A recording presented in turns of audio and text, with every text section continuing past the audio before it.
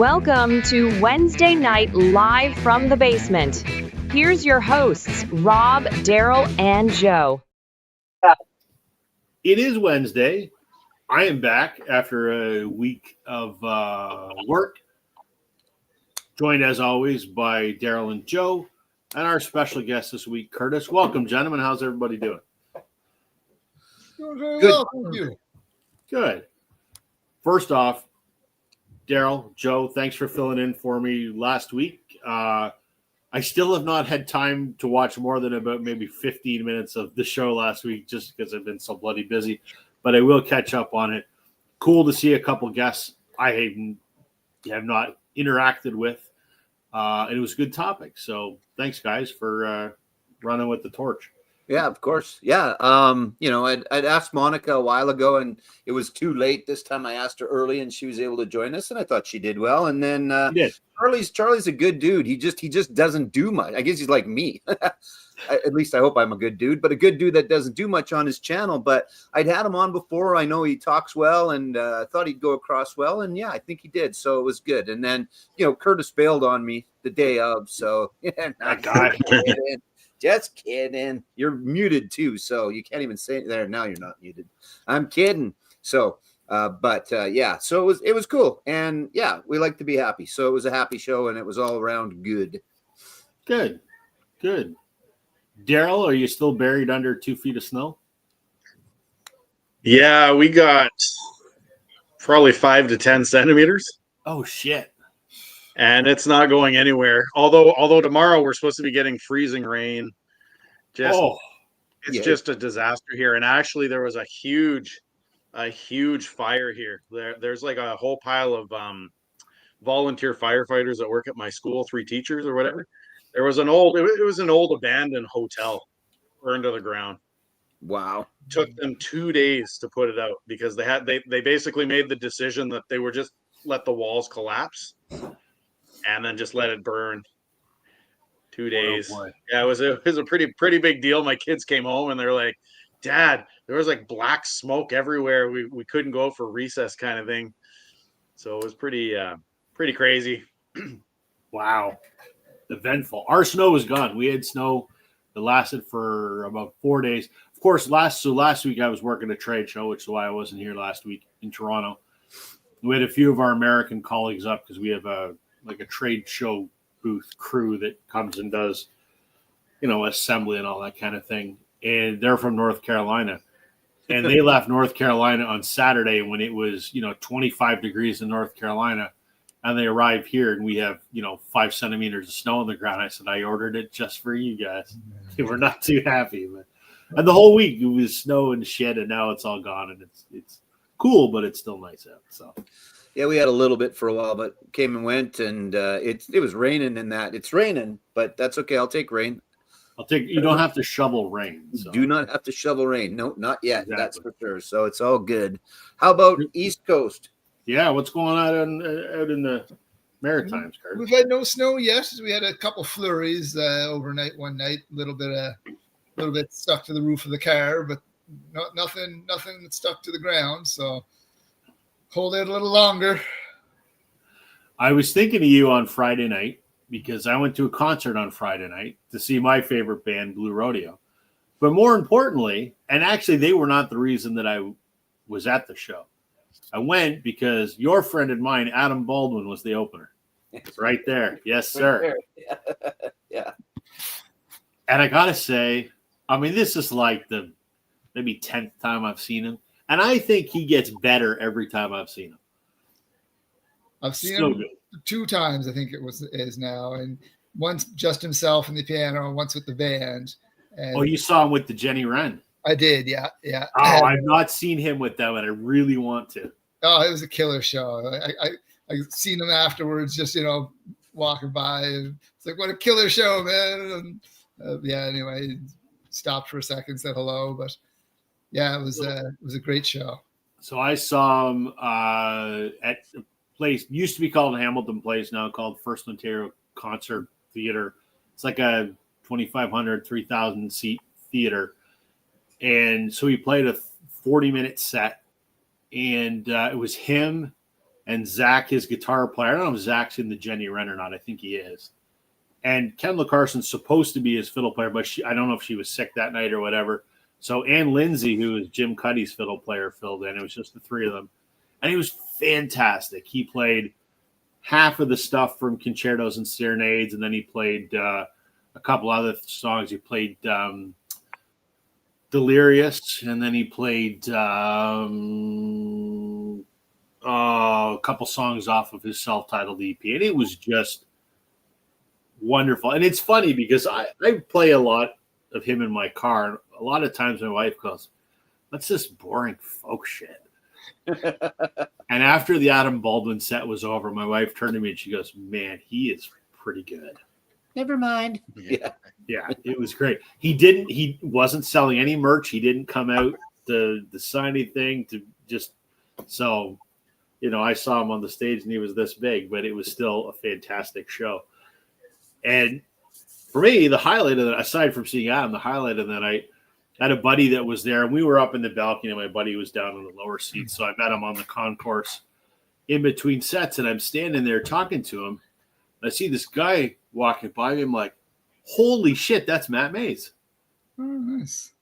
And so, of course, I'm like, hey, tap him on the shoulder. Hey, Matt. Stop and talk to Matt Mays for like 5 minutes. Took a picture with him.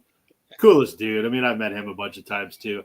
And I was asking him how the new record is coming, and it's recorded. He's got 20 songs recorded. He's got all the overdubs done. He's just got to mix it. So it's going to be sometime next year. He goes, I think it's going to be a long one. I go, as a record buying consumer, I'm okay with that. Make it as long as you want. I'm going to buy it. So, yep, exactly. It was good fun all around. So very nice. Who else is joining us here? Trevor, how you doing, sir? Good evening, Canadian Cartel and Chris. Mr. Man.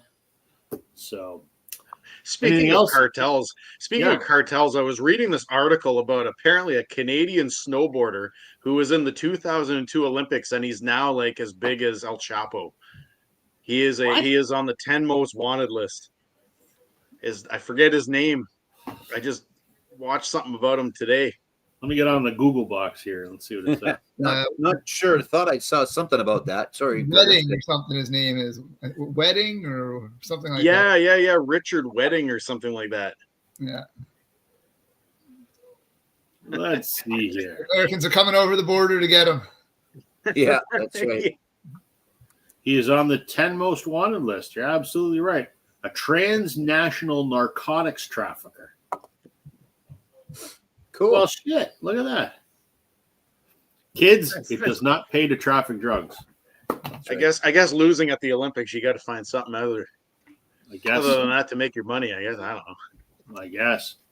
Ryan, welcome. Joe, you want to regale stories of your Grey Cup experience? Yeah, it was a blast. My son and a friend of ours went to Winnipeg for the Grey Cup. These guys were in it. These guys won it, which made it pretty nice because at the beginning of the month, I had a shot at 5 championships. 3 of them I'd already lost, so this was kind of nice. And then there's another one. There's 3 races left to go, and we'll see if they hold on or not. Yes, those were one of them. And then my other 2 football teams that I do the announcing for here in town also lost out in semifinals. Overtime, 1 second left to go. Extra innings, but thankfully the riders pulled it off, and it was just a blast. We had a ton of fun. I too thought of you this weekend, Curtis, because we were in. There's always been for a long time now. There's been talk of a 10th team in the CFL. I know you guys aren't that big of a football group, but anyway, so there's only 9 teams, which I know sounds silly, but it is what it is. And there's always been talk of a 10th in the Maritimes. So for the last X amount of years at the Grey Cup, the Atlantic Schooners, which is not the official name, but hopefully will probably become the official, they always have a party room. Like the Riders have Riderville and the Bombers have Bomberland and Calgary has and et cetera, et cetera. So for a team that has, or for a team that has no real team, they are probably the second, third busiest party room of everybody else because everybody goes there. And so it was like lobster rolls. We had lobster rolls, and it was all of that. And you could buy like a lobster hat with the Atlantic Schooners logo on it that they're selling. They're selling jerseys still undefeated on the back because they've never played a game yet. So yeah. So hopefully one day it will come through. But, they had a couple of, I don't know if they were bands out of Winnipeg or if they were bands that they flew in. I didn't recognize them, but they were fantastic. Like an Alan Doyle, it's not fair to compare them, but that's exactly what they were. And it was the Touchdown Atlantic or the Atlantic Schooners Kitchen Party. And this place was packed at 4:00 in the afternoon until it closed, basically. So that was a lot of fun. Riderville was a lot of fun. And it's the only good way to visit Winnipeg is go and watch your team winning the Grey Cup. So that's not completely fair. Winnipeg's fine. But so it was a lot of fun.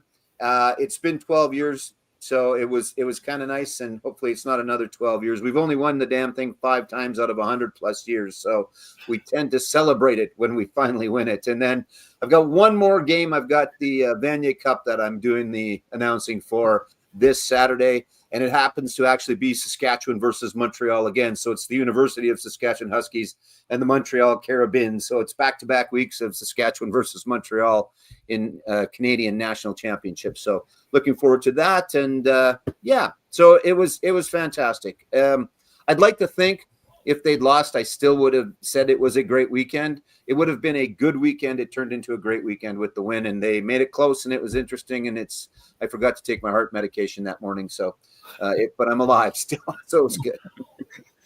I'm glad for that. Living on the edge. Yeah, Devin, welcome. How you doing? How you doing, sir? Play me something. Welcome. That's our friend that's Charlie from last week. Play me something. So Charlie, welcome. Nice to see you. Yes. I have a terrible memory, so me connecting names. Nope, exactly. It's a real skill to have when you're in sales that you don't remember anybody's name. So yeah. I remember if they were super nice or complete assholes. Everybody else in the middle is kind of a mix. But I remember the assholes and I remember the really nice people. So I just remember facing like I met you somewhere, but I don't know who you are. Yeah, I know you, but I don't. And I could be in a conversation with someone. You can introduce me to them, and 5 minutes later, I could still be in that conversation. I have no idea what their name is. Not a clue. But if they told you the name of their dog, or at least for me anyway. So I know that doesn't always count, but still. Anyway. There you go. Anything else new with you, Daryl? School's good? Other than the weather, not too much new. I was thinking about Curtis today and anybody else who's a teacher. I gave out a test. Guy, Curtis. We've all been thinking about it. Right, yeah. I gave out a test and then I thought about it and I'm like, Curtis was doing all these report cards last week. That's why he wasn't able to show up at our show. And I was like, here I am giving out a test. Why am I doing this? It's punishing myself. I got to do marking now. So I was like, that's Curtis. I guarantee that was Curtis last week. Yes, it was. But other than that, I was my wife asked me today about Black Friday Record Store Day. She was like, is there anything you want? And I was like, I'll have to look at the list because I didn't look. There's a couple things on there that I wouldn't mind. There's the Phil Collins has like a 12-inch single thing I might be interested in. And I was listening to Kesha's version of Holiday Road. I was a little bit weirded out that she's actually got a 7-inch single of it. Yeah. So I listened to it, and it's not horrible. I wouldn't say it's great, but it's not horrible. It's always a good endorsement. I listen to this thing, and it's not horrible. And it's not horrible. Yeah. Well, I guess. Yeah. Other than that, I mean, Joe, I saw that you liked that raffle thing that I had posted for my son's grade 8 trip. Well, we got the email today saying the grade 8 trip is canceled. Oh, shit. Because not enough kids enrolled for it. So I'm going to have to take that post down. It just drives me insane. That's not good. It is what it is, I guess. I'll take them to Wonderland this summer, I guess. There you go. Yeah, exactly. Although I hate Wonderland. I can't stand it anymore. I can't do roller coasters anymore. Oh, me neither. I get on a roller coaster and I pretty much freaking die right in the seat. I can do roller coasters. I can't spin around though. Like on the teacups, I'll puke. I can do this. I'm good with all of this going on, but I can't spin around in a circle or swing back and forth. I'm the opposite. I could do the teacups. I can't. I'll do the teacups all day long. Yeah. I don't like roller coasters that go upside down because I have this very firm, long-held belief that my feet belong below my head unless I'm naked. Sure, that is So- fair. And that's a wonderful image for everybody. You're welcome. And other than that, I can't afford to take him to the World Cup.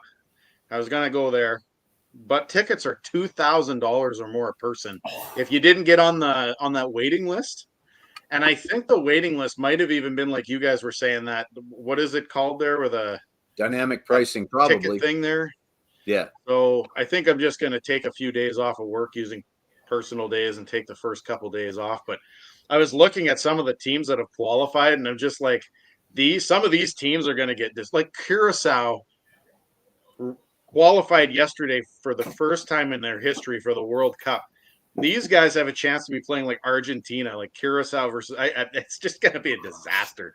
Yeah. You know, it'd be like, honestly, it would be like Malta playing Canada in the World Juniors. Like, just, I don't know.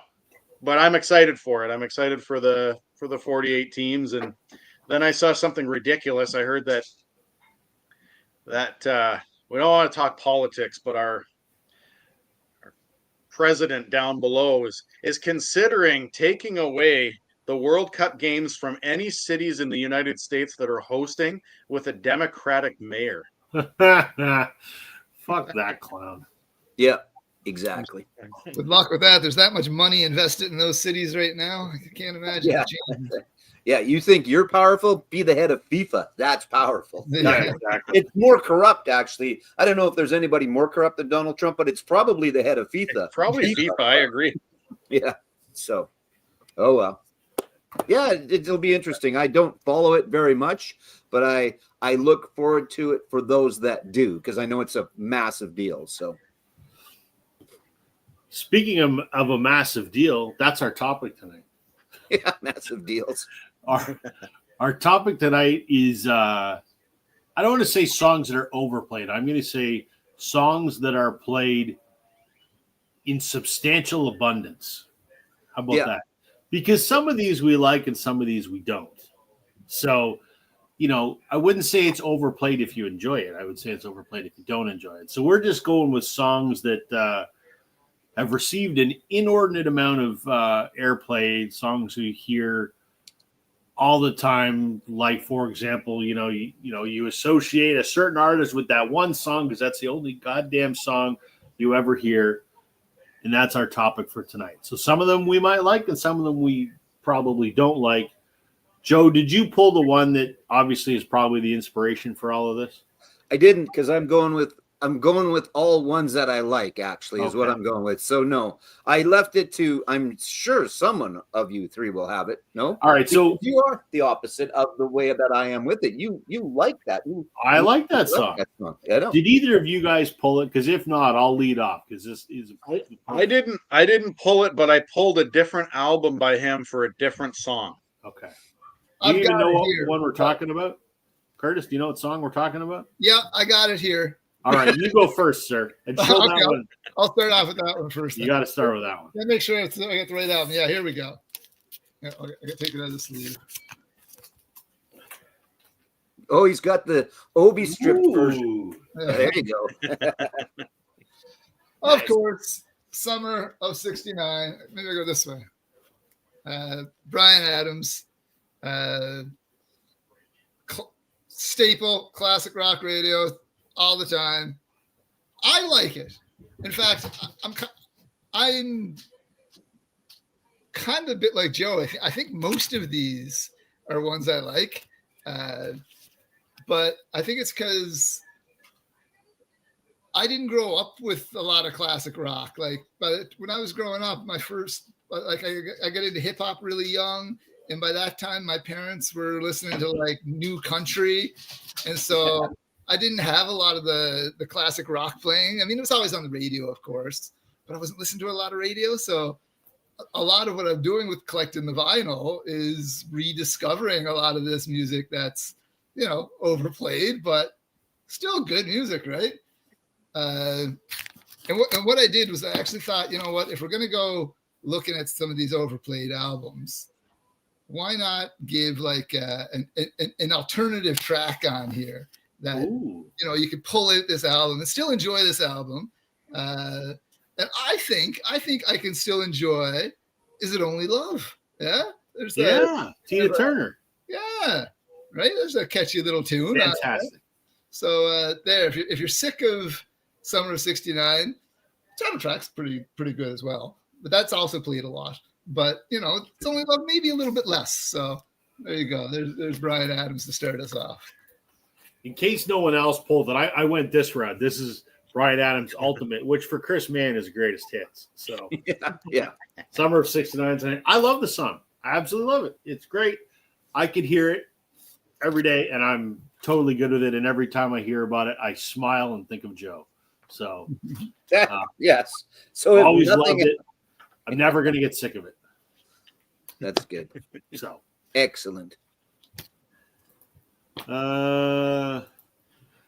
Evening all. Welcome. Joe and Daryl heard my backstory with Bryan Adams on last week's show. Reckless is one of my favorite albums of all time. All right. I like that album. I really do. See, even when you weren't here, Bryan Adams still came up. So I don't remember exactly how we got there, but we got there. So yeah, Charlie's a big fan, or at least he was for sure when he was a little kid. He was dancing around singing it all the time. So we talk about Bryan so much, we better just have Bryan on here one of these days. We should try. Yeah, that'll probably happen. I'll just reach out to his people, and say, hey, we want to interview you, and we'll see what happens. Exactly. Maybe. You never know. Probably not. Not. All right. Daryl and Joe, which one do you want to go next? Go ahead, Daryl. You go ahead, man. All right. So kind of as a secondary, because I think the way that this got brought up, I know that Alex just released a video from Alex from Beer and Vinyl of songs that he says were overplayed. This is kind of an inspiration thing too. I didn't find a lot of his songs were super overplayed, but I guess some people might find them, and he liked them all. And when we were talking about Bryan Adams last week, I think I had talked about this one, where this is a song that actually for a long time I actually just couldn't stand anymore because I had heard it so much, but I've come around and I bought it from like a $5 bin not that long ago, and that's Katrina and the Waves and Walking on Sunshine. For a long time, I just didn't like it anymore because it was played everywhere. So I just stopped listening to it. But I mean, that 80s pop, new wave, whatever you want to call it. I did say Beer and Vinyl. We did. And I was inspired by your video there, Alex. Cheers to that. Yeah, so I don't think Katrina and the Waves ever gets talked about in the VC, which is fine. I mean, they're those one-hit wonders, probably played all the time, but this album's all right. It's pretty good. Not something I'm going to listen to all the time, but I thought that I'd give this band some love because for the longest time I couldn't stand them, and then I've come around to them again. So Katrina and the Waves, kind of as a secondary to the Bryan Adams, because I think we mentioned them together last week. Yeah, maybe. Go ahead, talk about that if you want to, or don't. But Rich, I can't watch it for a while. I haven't gone through enough therapy to fix my crushed soul, my broken heart, and my whatever else. So no, I can't watch that World Series again anytime soon. Yes, I do get MLB TV, but I do agree with you. Maybe the best World Series ever. Yes, agree with you. It was incredible. I don't want to talk about it anymore. I'm going to chime in here for 1 second, Rob, because I haven't watched baseball in probably 15, maybe 20 years. But I watched the Jays run, and I had so much fun watching it. I loved it. Yes. Even like watching Ohtani and like, oh man, it was fantastic. I couldn't believe how much I was enjoying it. Yeah, you know what? We lost, but I'm still proud of our run. And for me, this maybe from an enjoyment in watching the team, this may be my favorite Jays lineup ever. Like the 92-3 teams that won the World Series were great. And the 2015 team, there was something cool about, but this was a team of fucking misfits, right? Like, yeah, you got Vladdy and Bo, but everybody else, a bunch of minor leaguers, a bunch of rookies, and they played baseball how it was meant to be played, and it was just my favorite team ever to watch. Yeah, amazing. So, what's Richie saying? Yeah, Katrina is a multimillionaire because of one song. Yeah, I wish I had that problem myself, but yeah, that's right. I don't remember if they were one of those that fell into the greatest new artists of the Grammys and then went on to do like one other album that didn't do anything and then kind of went away. But I think they were, right? Kind of like Edie Brickell and all the rest. Win like new group of the year or something? I think so. Yeah, I think so. What's Alex saying? Back to Reckless. I always dug One Night Love Affair. Yes, that's a great song. He opened with that when I saw him back in 05. I got to see him on the Reckless tour where he played the entire Reckless album, start to finish, along with the bonus tracks that are on the deluxe edition. He played those too, so it was a good deal. I'm with you, Rob. I can't even watch the highlights on them. Yeah,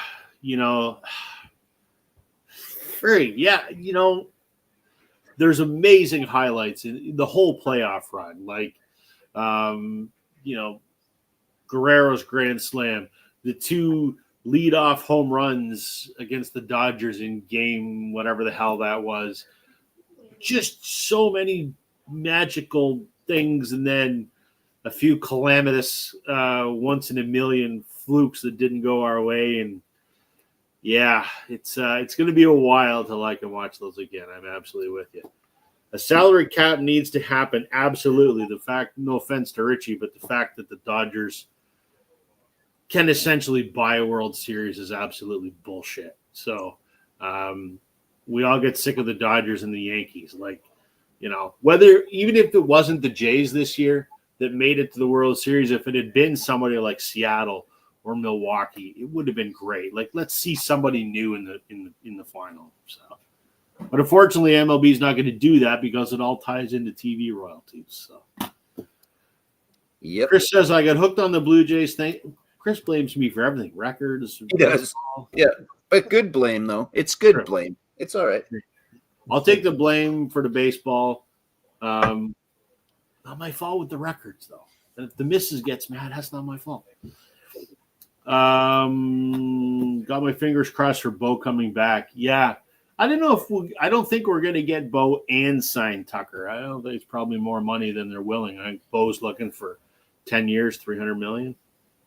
I'd take Bo back, but if we don't, I'd sign Tucker. The important thing is we need a goddamn closer, though, because I don't care what you say, Jeff Hoffman cost us the World Series. So Dodger lineup, bullshit. Go away. That's ridiculous. They're all multi-bazillionaires. Fucking Ohtani and Freeman and that Japanese robot dude, whatever, Yamamoto. Fuck.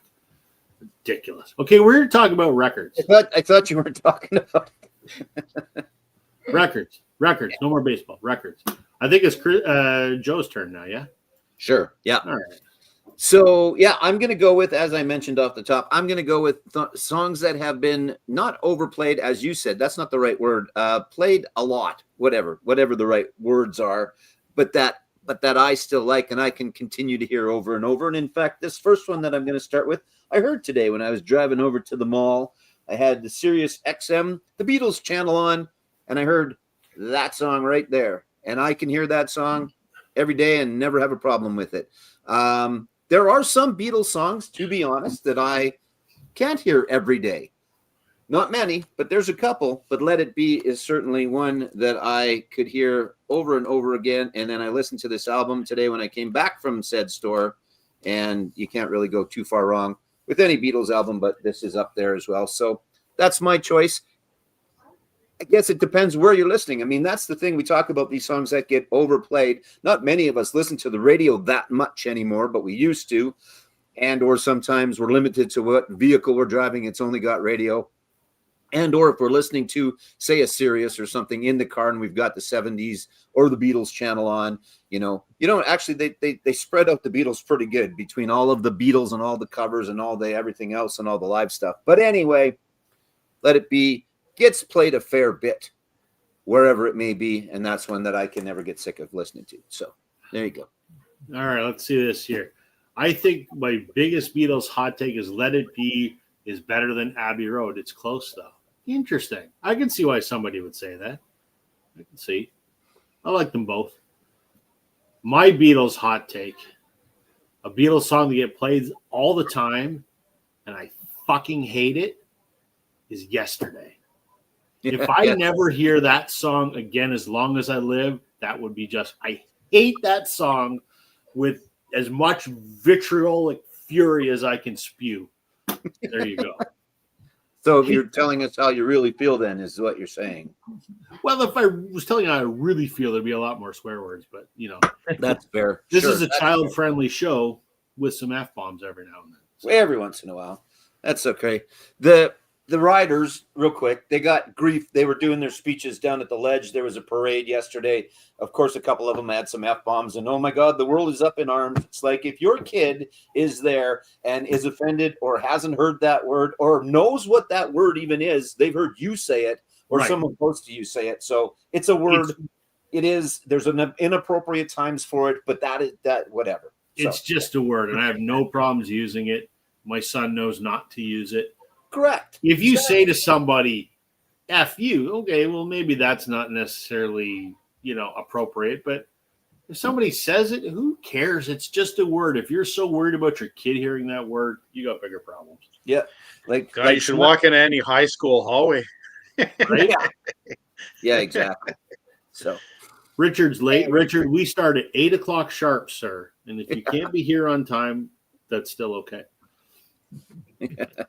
I think it's even crazier than mine. I'm fully convinced I'm objectively wrong. Opinions are like buttholes. Everyone has one. Let It Be is a demo album. Shame they went out with a turd. You know what? I understand that perspective too, because that's essentially what it is. If I'm going to listen to Let It Be, I'm going to listen to Let It Be naked better than the original Let It Be. I just think it sounds more finished. Sounds more finished. So. All right, my turn. Yep. My song is, without a question, overplayed. Not only is it the most overplayed song by this artist, I would argue it's the most overplayed song of the decade. And the general consensus is everyone hates it. I don't mind it. I'm not going to show the album it's on. I'm going to show the live album that it just came out on. Wonderwall by Oasis. Yeah. Not too many songs from the 90s played as much as Wonderwall. And if you go into a guitar store and pick up a guitar and start playing Wonderwall, they will walk in, take the guitar, and bash you over the head with it. Massively overplayed. I don't know what it is about that song that makes everybody love it. Noel Gallagher has said the same thing. He goes, I don't know. It's not about anything. It's 3 chords, whatever. I don't. It is massively overplayed, but when I hear it, I'm like, yeah, it's Wonderwall. I'll sing along, no problem. I don't hate it, and I'm not in love with it. It's just, yeah, it's a Oasis song, and I'm fine with it. So there you go, Wonderwall. I agree. It almost made I agree, and I think for you and I, for sure. I mean, that was like high school played. Yes. Every day. Well, that's on What's the Story Morning Glory, which I have said that album changed my life. A lot of things happened to that album. So that album is massively important, and that song is too. So can't go wrong with it. I should show this, by the way. This just came out last week. This is their Familiar to Millions album, which originally came out in 2000. This was the live album they did at Wembley right after Standing on the Shoulder of Giants. Was originally pressed on vinyl back in 2000, very limited pressing, stupidly expensive, like $400. And then out of the blue, they announced last month that it was being reissued for the very first time. So I bought it. It's a triple. There you go. Very nice. There's this version, which is black vinyl. There's a clear vinyl version. Then there's one with a blue cover that was an HMV exclusive in the UK that's on blue vinyl. I would have liked to have got that one, but shipping was too much. So the one Oasis album I never thought I'd have because I never thought it would ever get repressed. But there you go. Something new. What's familiar to millions. There we go. I think your guest from last week there, Charlie, was it? Yeah. He saw them there in Wembley, wasn't it? In that same Yeah, he stadium? saw him in Wembley, yeah. Oh, Yeah. man. Yeah. I came this close to seeing them on this tour, and I should have, and I kicked myself. But what are you going to do? Richard saying, "Hear my Wonderwall." I'm not going to sing it because that would just kick all of viewers out of here. Chris still hasn't received his copy. I think Chris got the HMV exclusive one. Definitely overplayed, but still a fantastic song. Yes, there's a silver version. Okay, I thought you got the HMV one, Chris. I also had to pick up Familiar to Millions. That 2000 Wembley show night one, for obvious reasons, one of my favorite live performances ever. I'm not a giant fan of this particular show because I'm an Oasis completist. I thought the Nebworth show was better, but yeah, it's still good. I have to own it. So, all right, let's go around again. So, Curtis, you're up. Okay.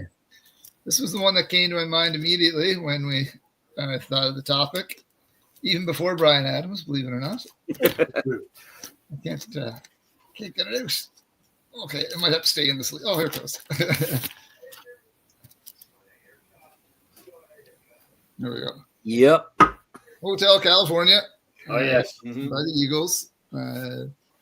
Again, I still like it. It's still one of those songs that I enjoy. You know, it's played to death, but still an enjoyable listen. Well, I got the gatefold. I better show the gatefold. Yep. Go. Actually, I got the poster on the back too. I might as well show that too. Show it all. You know what? As far as like when you buy used collections, that poster's almost always in there. And I think I've told the story before. Like Kiss stuff's never in the anymore. A lot of posters. I don't know why. I guess maybe it's just because guys bought, for the most part, maybe not. A lot of guys bought Hotel California and just never put the Eagles up on their wall. What do I want to look at Glenn Frey and Don Henley for? But that poster is most of the time is still in the sleeve when it comes in the collection. I don't know why, but it is. That's interesting. I wouldn't have realized that. Yeah. Now, I'll give you my. You know, what's a great song on this album? If you're sick of it, the last track, "The Last Resort." The Last Resort. Yeah. Oh, fantastic song. That tune, man. Me too. And I never hear that one on the radio personally. So I mean, there's a reason to pull out Hotel California if you're sick of Hotel California. That's the other thing I do not understand is, you know, like The Last Resort's a bit of an album cut, but there are lots of other hits on albums like Reckless that you'll hear once a year. And you'll hear Summer of '69. I keep using it as a reference 50 times a year. I actually started counting once. Yes, I did. I actually started to write down. I can't remember. I lost track. But I don't understand why these stations continue to play the same one over and over and over again when the band's got a pretty decent collection of hits, and or what's to say you can't play The Last Resort off of this album. You know, you got to pay Don Henley anyway, so pay him for that, The Last Resort, instead of Hotel California. But anyway, yeah, I had that one too. This is my original copy, the second album I ever bought myself. This specific one right here, yeah. So Wow. It's been played a few times. It does not have the poster. I actually did put the poster up, so but I have a copy of the poster over there, so we're okay. I didn't even know there was a poster in it. There is, yeah. Yep. I pulled that song too, but I didn't show that album. I pulled this Eagles album instead, just because I thought I'd show something different. Live at the Forum 76, and it has Hotel California on it. I hate Hotel California like Joe hates Summer of '69. I love the Eagles, even though Henley and Frey are arseholes. I never want to hear Hotel California ever again. I can't stand it. Just, I'll leave the room. I'll change the channel, whatever. I will get up and move the needle on the record. I can't stand that song. Now, it's not a bad song. I've just heard it way too many times. I'm done. No more. There you go. No more. I should have showed this because it's a gatefold. Hold on. Woo! There you go. Done. Form 76. Nice. Chris is saying "Take It Easy" is now. I love the song "Take It Easy." I could listen to that every day, no problem. I did listen to that every day for a while. I had the Eagles' greatest hit on cassette stuck in my cassette tape. No, really? Oh no! And I had been almost an hour's drive to and from work, and so it was either Silence or the Eagles. Or the Eagles, yeah. Oh, that's good. At least Depends on the day. Yeah, it did. Yikes. Fun. Okay, Daryl, what you got for us? All right, so I wasn't going to pull this one out yet, but I'm going to do it just to tail off of Curtis's here. So this isn't the Eagles, but it's the dirtbag you were just talking about, and his album "Building the Perfect Beast." And I think the reason that this was so overplayed is there is a cover version of this song that was ridiculously overplayed in the early 2000s by the Ataris, and that's "The Boys of Summer," which I don't mind that song. I love it, but it was just super overplayed. Which version do I like better? I don't know. I'm okay with either one. You know, I'm not a hater of the song. You know, I mean, we all have our opinion about Don Henley, and I mean, it's hard not to say that. I think we all have the same opinion of Don. I think Henley. we do. We all have the same opinion. It's hard not to, because the truth of the matter is that he is. But I mean, once again, I think what happens is it's like you were saying, Joe, with Bryan Adams and stuff. He's got a really good solo catalog. And what do? They play Boys of Summer all the time. And they play Dirty Laundry. Yeah. You know, like the same songs over and over. And Dirty Laundry actually is one I could have picked. I hate that song. I can't stand that song. I never even thought about it. But yeah. I love both of those. Oh. Love them. But I like Boys of Summer. But I think the big thing is I mean, it's the cover version that was even more overplayed than that one. When I lived in Windsor, 89X in Windsor, it was the same thing as Summer of '69. It was like it was on an hourly rotation, and it was just you'd go to work and it'd be on the radio, and you'd come home, be on the radio again, and I'm like, I don't need to hear this version ever again. But Nickelback. I got to ask this, Daryl, because you're the resident Nickelback expert. Did they seriously cover that? I'm Off not the aware top of of my head. My God. I've never heard it. I've never heard it. Any artist whose song gets covered by Nickelback has the right to sue Nickelback, as far as I'm concerned. God. Them and Kid Rock, Saturday Night's All Right for Fighting, the Elton John song. See, this is my reaction. Oh, yeah, exactly. Exactly. Stop. You all know that you are like closet Nickelback fans. Come on. Not a chance. They are. They're just not, they just can't admit it, Daryl. It's true. Jesus. No way. All right, Joe.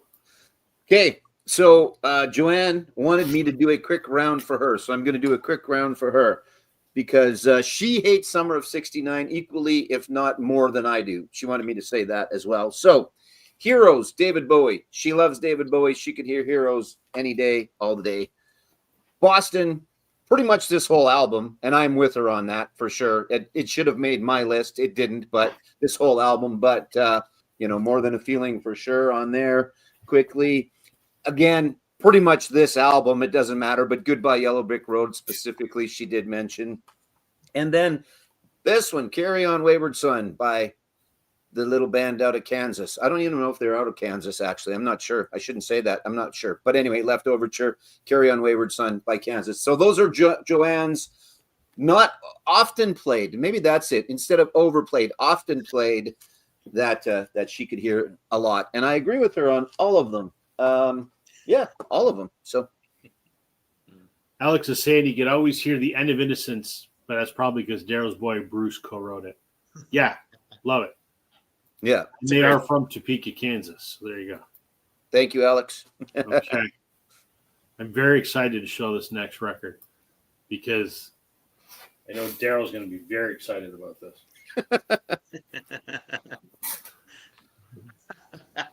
And I'm sorry, you're a mix tonight, right? You're a mix of love and hate, or I'm a mix of love and hate. Yeah, absolutely. Okay. So ABBA, of which I am a large fan, have a string of hits. Like they had 20 top 10 hits, something ridiculous. But when you think of ABBA, you think of Dancing Queen. I don't turn it off when I hear the song. I just go, it's Dancing Queen. Like you couldn't play The Winner Takes It All or Super Trooper or Fernando or Mamma Mia or Does Your Mother Know? Like any of the other hits that were hits back in the day. It always seems to be Dancing Queen. I don't really have a problem with it. I'm just like, there are way better songs than Dancing Queen. So I don't hate it, but I certainly don't love it. But yeah, this is for you, Daryl, because I know you're such a big fan. Following up the Nickelback comments with an ABBA one, eh? I know, right? That's why I did it. I'm Yeah. like, well, if I'm shit talking Nickelback, I better show some ABBA. Because it just really lends to my credibility as a, musical renaissance man, I guess. Yeah. So there you go. Chris, he says he hates ABBA. You got to give it a try, man. Listen to some ABBA, and give it a week or so. By the end of it, you're gonna be like, Rob, I went and bought ABBA's greatest hits. It's actually which is called ABBA Gold. Chris, do you at least have the greatest hits one? That's all you need. Yeah, I agree. That's all you need is ABBA Gold. ABBA Gold, because if you get greatest hits, there's 1 and 2, and there's a lot of good songs on both. So you're right, ABBA Gold is the way to go. Yeah. Knowing me, knowing you, great song. Take a chance on me. They have so many hits. Just Does Your Mother Know That You're Out? Yeah. The winner takes it all. Actually, I don't mind that song. That's a great song. That's a great song, right? Because that was after Bjorn and Yetta divorced, and he wrote that song and made her sing it. And if you listen to the lyrics, it is kind of a heart-wrenching, basically saying, you destroyed me. And he made her sing that. And I just go, what a friggin' great song. So Chris says, even when it comes to greatest hits, I'd probably burn it on a book. Chris, you haven't given it enough of a chance. So, okay. All right, Curtis, you're up again. Whoa, okay. Well, we were talking about Don Henley being an asshole. We're talking about tear-jerking songs. So here's one that combines an asshole and a tear-jerking song. That's called a big shit is what that is. It's on a CD, so I'm going CD for this one. Oh. We're going with Clapton. No, I like Tears in Heaven. But it gets played a lot, and it is a heart-wrenching song. Yes, the man's kid just died, and so when I think about the circumstances in which the song is written, it tugs extra hard on my heartstrings, but you hear it a lot. What I think is my favorite track on here, though, I've never heard on the radio. He does a cover of Walking Blues, which is a Robert song, and it just cooks. So I would say Eric Clapton, let's put a little less Tears in Heaven and a little more Walking Blues. I was going to say Walking Blues or Before You Accuse Me. Either one of those? Oh, man. Yes. Absolutely. Tear-jerking asshole extraordinaire. Mr. COVID prick himself. Yeah. There's not a lot of love for Eric Clapton in the violent community. I like his music, but he's such a dick. So He's beyond like Van just Morrison. the COVID thing, when he sued that woman that was trying to sell a bootleg CD on I eBay. got to show you something. All right, we're ready. The album he did with BB King is amazing. Yeah, Riding with the King. I've been looking on for it on vinyl forever. Haven't seen it anywhere. It exists, but got it on CD. It's really good. I like it. More because I like BB King more than Clapton. Very nice. We'll just keep waiting for Curtis. I can't. I'm sorry. I was looking for. When he did that, I bought a bootleg, just Just Just- because. Out of principle. Like, Yeah. fuck you, man. I'm buying a bootleg just because you're an asshole. Very Right on. good. That's good. Love it. Okay. Daryl. So Curtis, I got a question for you. Is that a Guinness you're drinking? It's not. It's in a Guinness glass.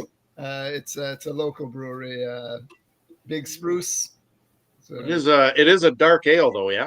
yeah, it's an oatmeal stout. Nice. All right, so you guys started off the show with Bryan Adams. I figured somebody was going to show Reckless, so I went with the other one. And this probably, in my opinion, is just as divisive because I think, Rob, you've mentioned you don't really like the song, if not at all. And it's became famous as a result of a movie. Oh God. And it's off the Waking Up the Neighbors album. That's Everything I Do. I Do It For You. I'm on the fence with this one. Go do it for I'm not a someone fan of else. it. What's that? I said, go do it for someone else. Don't do it for me, Brian. God. But yeah, I mean, once again, in the Bryan Adams catalog, you've got Summer of '69 being played all the time, and then in the '90s, it was Everything I Do It For You. And on this album, you got There'll Never Be Another Tonight, which is an amazing song that never gets enough play. You've got Can't Stop This Thing We Started, which is a pretty good song, My good rock favorite. song. And then Do I Have to Say the Words? I'm kind of on the fence with that one, but it's not as bad as Everything I Do It For You. But it was just so overplayed. It was overplayed on MTV and Much Music. It was overplayed at high school dances. It was overplayed everywhere. In Canada, I don't know if it was overplayed in the US, but man, that album cover does not scream Everything I Do It For You. It is the complete opposite of that. And will I change the station over it? I'm not at that point yet, but I could see, Rob, I could see why you'd never ever want to hear that song again. It's too Never.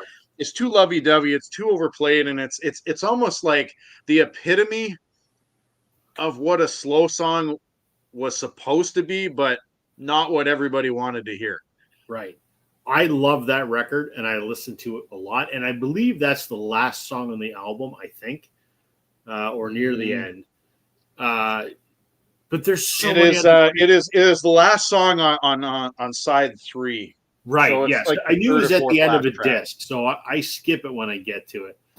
But Yeah. everything else on that album is great. You got songs like House Arrest, Is Your Mama Gonna Miss You? Like, great songs. And then you get that fucking turd. I think that was on the Robin Hood Prince of Thieves soundtrack. Yeah. And it Yeah, should have just stayed on that soundtrack and not been on the album. And Chris Mann could probably verify this, but if I'm not mistaken, that was the longest charting single in the UK. Something like it had been on the charts for like 200 weeks. Or I something. wonder if that music video had never come out, I don't think that song would have ever made those charts like it did. Maybe They made that video like it was some epic movie, and the movie is it's okay. And I don't even know if that song played in the main portion of the movie. I think it was just a made for movie video that went, yeah. might have played on the credits. I don't know, but yeah, longest single ever at #1. Yeah, I knew there was something like that. So, yeah, Motherland got paid on that one big time. There Will Never Be Another Tonight is my favorite Brian tune. He opened with that Second Time I Saw Him in 08. Yeah, it's a great song too. That's a great song too. I think we should do another All Bryan Adams episode. No, I'm kidding. We could though, but we're not. I'm going away for a week in April. How about it? Yeah, exactly. Yeah. Exactly. All right, Joe. What do you got next? You know, we often use Summer of '69 as a point of reference. Actually, that one might actually win more than Summer of '69. I might want to hear Summer of '69 more than Everything I Do for You. Hated it. That was, yeah. Anyway, so you talked about briefly epic videos that go along with songs that got played a lot. So this, I think, falls dead center into that category because they played the shit out of I Would Do Anything, But I Wouldn't Do That by Meatloaf on Meatloaf Bat Out of Hell 2. But I can listen to that song still to this day, all 7, 8, 9 minutes of it, whatever it is. I can watch the video. It's just really, really good. I really liked it. I mean, we know my love of Bat Out of Hell. And I know for a minute or two there, I thought I didn't like Paradise by the Dashboard Light anymore, but then I recanted said statements. Kind of a cool blue as well on this one. This one wasn't around a lot for a while, and then all of a sudden it was pretty easy to find. But there's lots of good stuff on this. It's him and Jim Steinman back together again. Not that they weren't on. They were on Dead Ringer, and then there was one where they didn't, and Steinman did his ode. But Rock and Roll Dreams Come Through. Life is a Lemon, and I Want My Money Back. But it is I'll do anything for love, but I won't do that. Not that great of an inside, but they need actually the good part. No, I was going to say the good part of the inside is they've got the young lady that was on the couch in the video, but that was a very epic video. The motorcycle stuff and the all the things going on. And MTV Much Music played the shit out of that. Oh, and yeah. they played the shit out of the song. But I can the music video was like a 5-minute intro to begin with. It was like that was whole keyboard diddly diddly diddly diddly. Yeah, exactly. And him on the bike and stuff. And and it was really well done. I think I looked it up. I think it was Jerry Bruckheimer, right? I think we talked about it briefly before, and I think it was Jerry Bruckheimer that did it. Could be wrong. I'll look. Probably wrong, but I can still hear that song, and I can still listen to this album and thoroughly enjoy it. Not as good as Bat Out of Hell 1, but pretty decent follow up. I just listened to Bat Out of Hell 1 on the weekend. I listened to the whole thing. It was fantastic. Again, it really is. It's an amazing album. It really is. Yeah, there's not a dud on it. We've talked about that. Bat Out of Hell 2, though, the I Won't Do That. It's funny because it's funny that you tailed off of this, right? Because that's like the rock ballad that every teenager wanted to hear. This is the ballad that no teenager wanted to hear. That's right. Yeah, exactly. Yeah. Yeah. I love it. I still enjoy it, and it's a good album. So yeah. Richie would do almost anything for love. Exactly. Alex is saying Joe, I really like Bat Out of Hell 3. There's a lot of weird shit on there. There's some great stuff too. You get those two together. While Alex is here, I'm going to show this because this is a band I know Alex loves. I saw that. I got to supersize myself. Hold on. I'm lagging behind here. Def Leppard, Hysteria. So many good Def Leppard albums. So many good Def Leppard songs. But what does everyone think of? Pour Some Sugar on Me. That's what gets played on classic rock radio all the time. What do I think about that song? I fucking love it. It's great. Pour Some Sugar on Me. It's a song about some fun stuff. So, I don't ever get sick of hearing it. Is it a good song? No, I don't think so. I mean, it was Def Leppard, and I think Mutt Lange did that one. It made for radio. It was like you could tell it was like let's make a song that is going to be a hit on radio. There are so many other amazing Def Leppard songs out there that even on this album there are some other songs you wish that you would hear more. But this is the one you get all the time. I don't get sick of hearing it. I can still hear it all the time. Rob spent some time in the strip. Yeah, I may have heard this song once or twice in those type of establishments. possible? There was 7 singles, I think, off that album, and there could have probably been so. 8 or 9 if they could have just continued and just I put think them all every out. song could have been a single, and Yeah. you know, they've got so many great hits or so many other great songs off other albums that weren't hits. But when you think Def Leppard, you think. I think the intro to that song hit me like a bomb. That's what I think of every time that song comes on. I always go, what the fuck's a radar phone? Yeah, I don't know. And nowadays, now that we're in 2025, you know how you hear a lyric differently? Now I always hear it as a red iPhone. That's what I always hear now. There you go. Yeah. So, yes. You can pour some sugar and some hot honey on me for love. We'll let someone else do that, Rich. I wonder if Weird Al ever asked them about that song and they declined, because he never did, and that would have.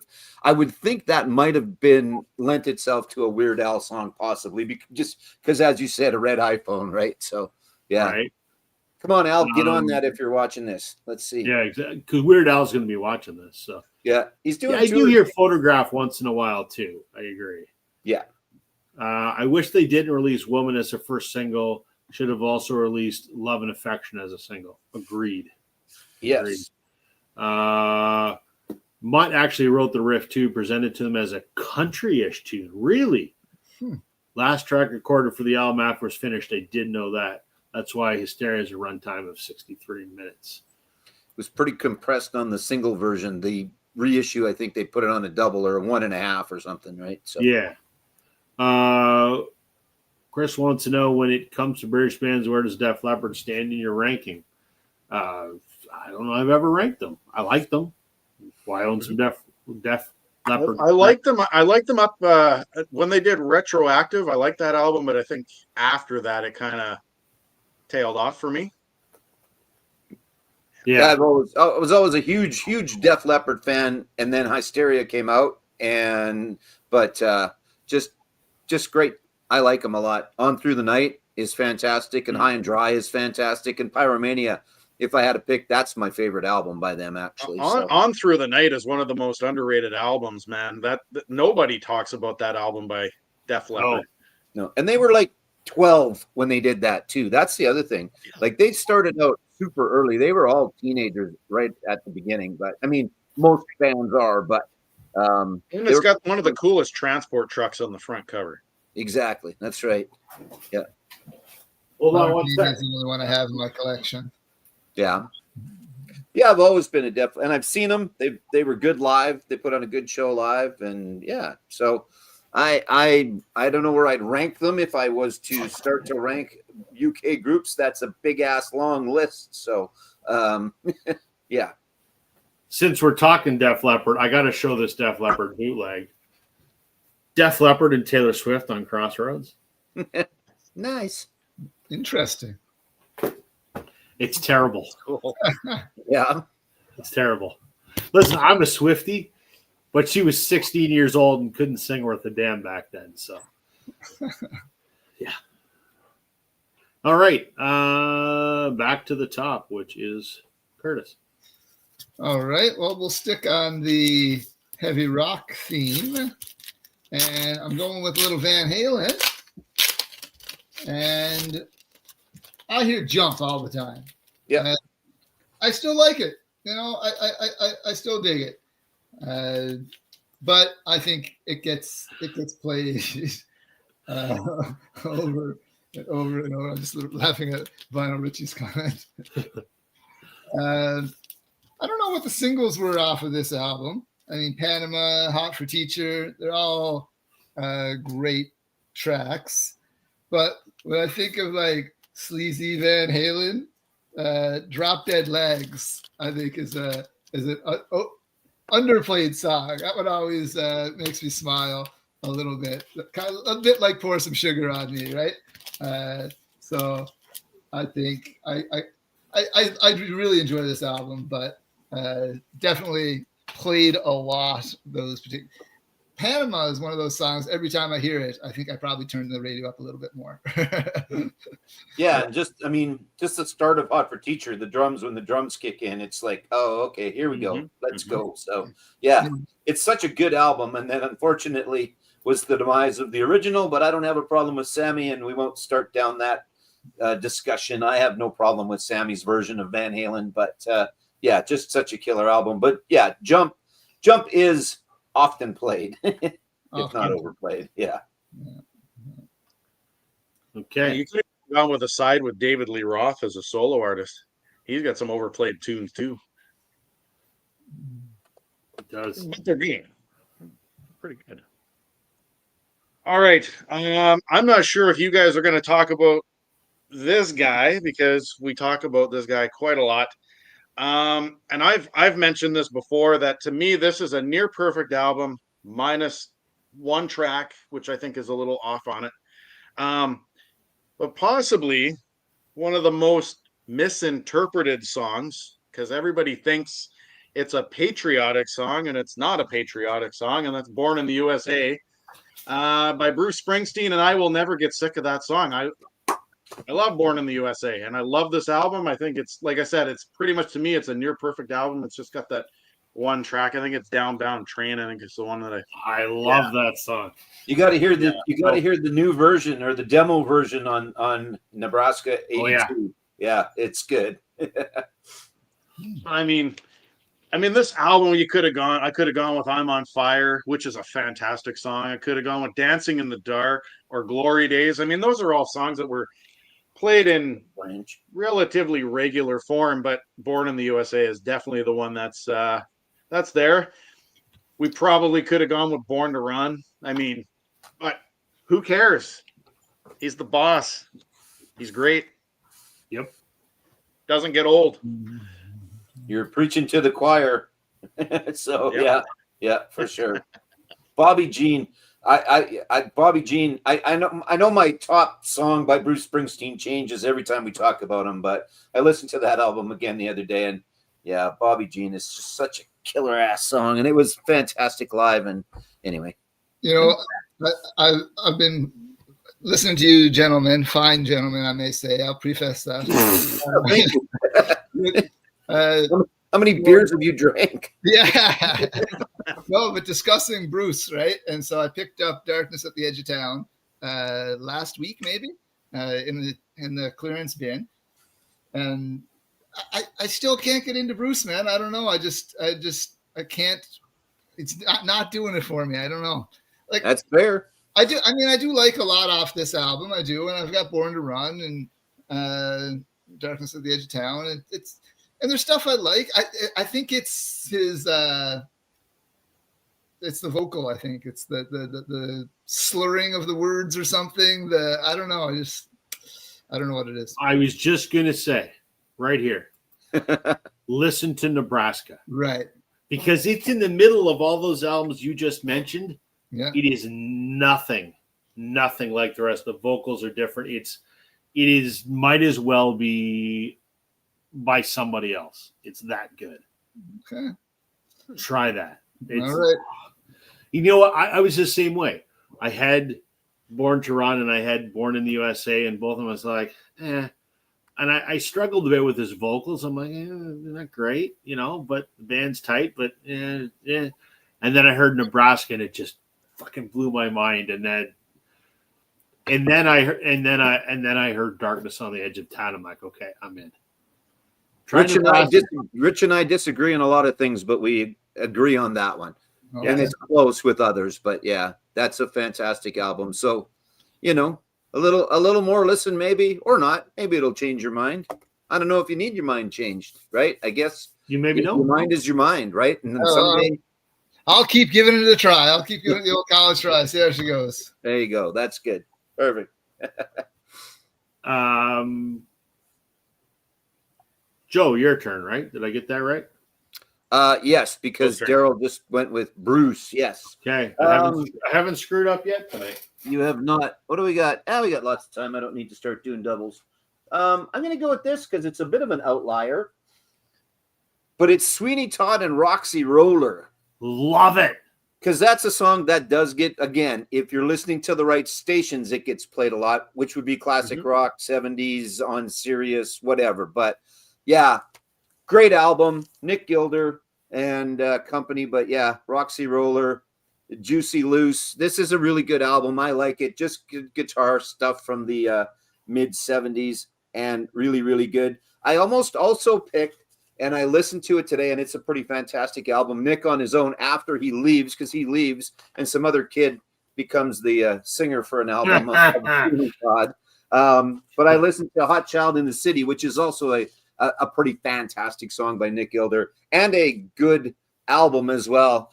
Here Comes the Night on there is a song that I kind of forgotten about, and I'd listened to it a couple of times in the last little while. But yeah, Vancouver, Canada, rock with some guitars, and I don't know, is there keyboards? Yeah, there's keyboards. There's always keyboards in a Canadian band from the 70s. So yeah, good stuff. Naughty when you're a kid too, kind of the bubble gum under the seat and all that good stuff. But yeah, Roxy Roller by Sweeney Todd, often played, not overplayed. That song, along with Pour Some Sugar on Me, you are guaranteed to hear 100% of the time if you're in certain drinking establishments where there happens to be a stage and festivities happening. Correct. So I once saw she started with Roxy Roller, went into Pour Some Sugar on Me, and then of course ended off with 9 Inch Nails and Closer as well, right? Because that's also another one that once, it was the one time that I was ever in an urban dance emporium. As was I, and I heard it's something similar, and it was Roxy Roller, followed by Pour Some Sugar on Me, and they finished with Hot Child in the City. Oh, there you go. That's good. So, you got to throw a little crew in there as well. Anyway, we digress. We could do a whole show. It's always 3 songs. Now I don't know. I don't know what kind of establishment we're talking about. But, Well, it was usually 3. Usually, yeah. There's a reason for that. That's right. All right. We're They going to keep moving. We're going to keep moving here. All right. I'm going to go. Let's go this one. Curtis is going to recognize this because Curtis procured this for me. Bon Jovi, Slippery When Wet, the North American band cover, which I had been questing for some time, and Curtis kindly used some connections from his days in Asia to hook me up with this. Thank you, sir. I love this.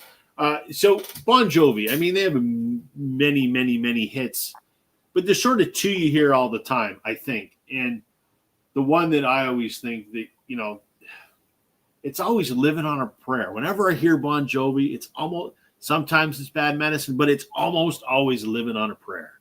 What do I think about it? Fucking love it.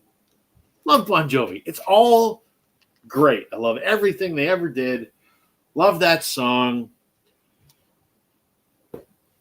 Yeah, love it. Yeah. So you can play me every song on this album every day, and that would be okay. So this also has "You Give Love a Bad Name." I mean, that's played a lot too. But almost any time I hear Bon Jovi on the radio, it's Living on a Prayer. So there you go. Want It Dead or Alive is my favorite off of that one. I love that too. Yeah. My favorite Bon Jovi album, though, is actually Crush, the one that has It's My Life on it. That I just ordered that for someone. Should be in the store by Thursday. Nice. Not that that has anything to do with anything, but someone ordered Crush the other day. So, yeah. And I much prefer Phil X as a guitar player rather than Richie Sambora. That's a hot take. Let's see here. Chris is going. That cover is amazing. They should. I'll show you the full effect. Let me take the Obi off here. Yeah, and it's not a gatefold. That would have been the only thing that might have added a little bit to it, possibly. So maybe I won't take the Obi off. Here we go. Get off of there. These things are hard to take off, man. I'm not gonna take it off. It's just it's a t-shirt. So that's right. The guys on the back looking like 80s hairband fellas. Those guys lost more hair than I ever had at the best of times. They like on a daily basis, more of their hair fell out than I ever had ever. So I think it would be great if they ever did like a deluxe anniversary issue. Put that cover on it. Absolutely. I heard somewhere that he didn't like this cover. That Bon Jovi himself didn't really approve of it. That's what I heard somewhere. What's there not to like about it? I don't That's what I'm saying, right? You prefer a wet trash bag to this, which is another kind of wet trash, I guess. I don't know. I had to go there.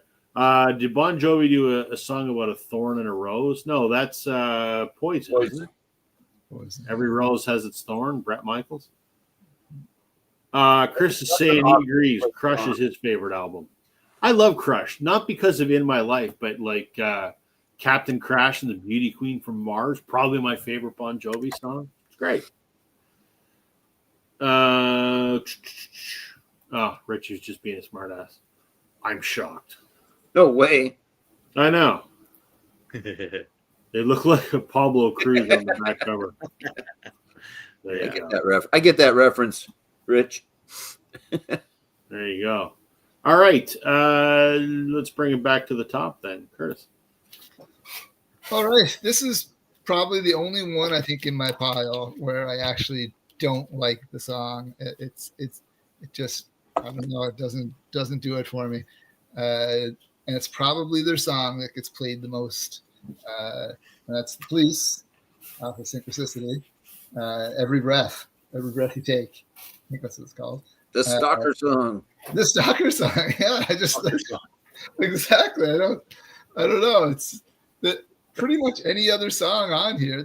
I find the album's pretty consistent. Like there's not another track on here that I'd say is like, you know, I'd rather listen to. But pretty much any song on here other than that one, I would take. So yeah, my lovely wife. It's funny, Curtis. You bring up. I can handle Every Breath You Take. The one song I can't do is Roxanne. I can't stand that song. Honestly, I don't mind Roxanne. I like it's got that reggae beat. I think that I like. Yeah. No, my wife's with you. It's on, funny. It's on the Stalker song that you play at your wedding. Yeah. It's got that kind of the purpley kind of vinyl. Someone showed it one day, and I was like, really, I'm going to go check mine now. And sure enough, if you hold it up to the light, you can't see it here. It's kind of got a purple tinge to it. Yep. Yeah. And there's a whole bunch, and I'm not sure exactly the number. You can look it up, but the covers are actually different too. There's different combinations of the colors, different combinations of the pictures. There's actually quite a few different combinations. So, but one of the few not hidden translucent albums, but one that everybody went, oh shit. Yeah, I got that. So, yeah. This is a Canadian press. So. I'm good with all of the Police, including the much played ones as well. So, but yeah, it's a great song. That's a great album actually. So, but yeah, I was always a big fan, and I love Roxanne. Chris Mann, here you go. Here is your recommendation. Kind of for a documentary. It's the Eddie Murphy one. I don't know if you guys have watched it or not yet. It's Being Eddie. It's on Netflix. It's okay. Eddie's a little full of himself, but Eddie's got the right to be a little full of himself because he was pretty damn big. So I enjoyed it. I don't know if there was anything that I didn't really know, but that's a documentary that I watched in the last week for Chris Mann is the Being Eddie Murphy one. Did I miss anything exciting? I had to go say goodnight to my son. Sorry if I disappeared there. No, we were just dissing the police. That's the sound of the police. Don't diss the police. You'll get arrested. JWG Moore, Def Leppard has a Stalker song, 2 Steps Behind. Very true. Yeah. If I'm not mistaken, that's on the bootleg they did with Taylor, I think. Is it? Yeah. It is. There you go. 2 Steps Behind. There's a few Stalker songs that have been played forever, and then all of a sudden somebody went, "Wait a minute!" Like I don't know. A lot of people thought that was a great, as I think Daryl, as you said, use that as their wedding song, right? Every breath you take. No, it's every breath you take. I love you so much. Well, no, hold on a second. If I remember right, I think Sting used to get annoyed by that, but now I thought I had heard that he just laughs now. He's just like, if you're that ridiculous, you're going to play that at your wedding. Everybody knows what it means now. Then have at her. Yeah, but there's a few stalker songs. So, all right, you're up, sir. All right, Curtis, here we go. You've got a hate on for the Police. Well, here we go. Here's a duo that I have mentioned many, many times that if I never hear a single song by these guys ever again, it wouldn't bother me. The only reason I have these in my collection is because my brother got them for me as a gift. And that is Hall & Oates. I could care less if I heard another track by the Maneater. Horrible. You Make My Dreams Come True. The worst Toronto Maple Leafs goal-scoring track ever. Don't worry, they don't score many goals. No can do. Can't stand it. I don't know what else is on here. Anyway, make a long story short, Maneater and You Make My Dreams Come True.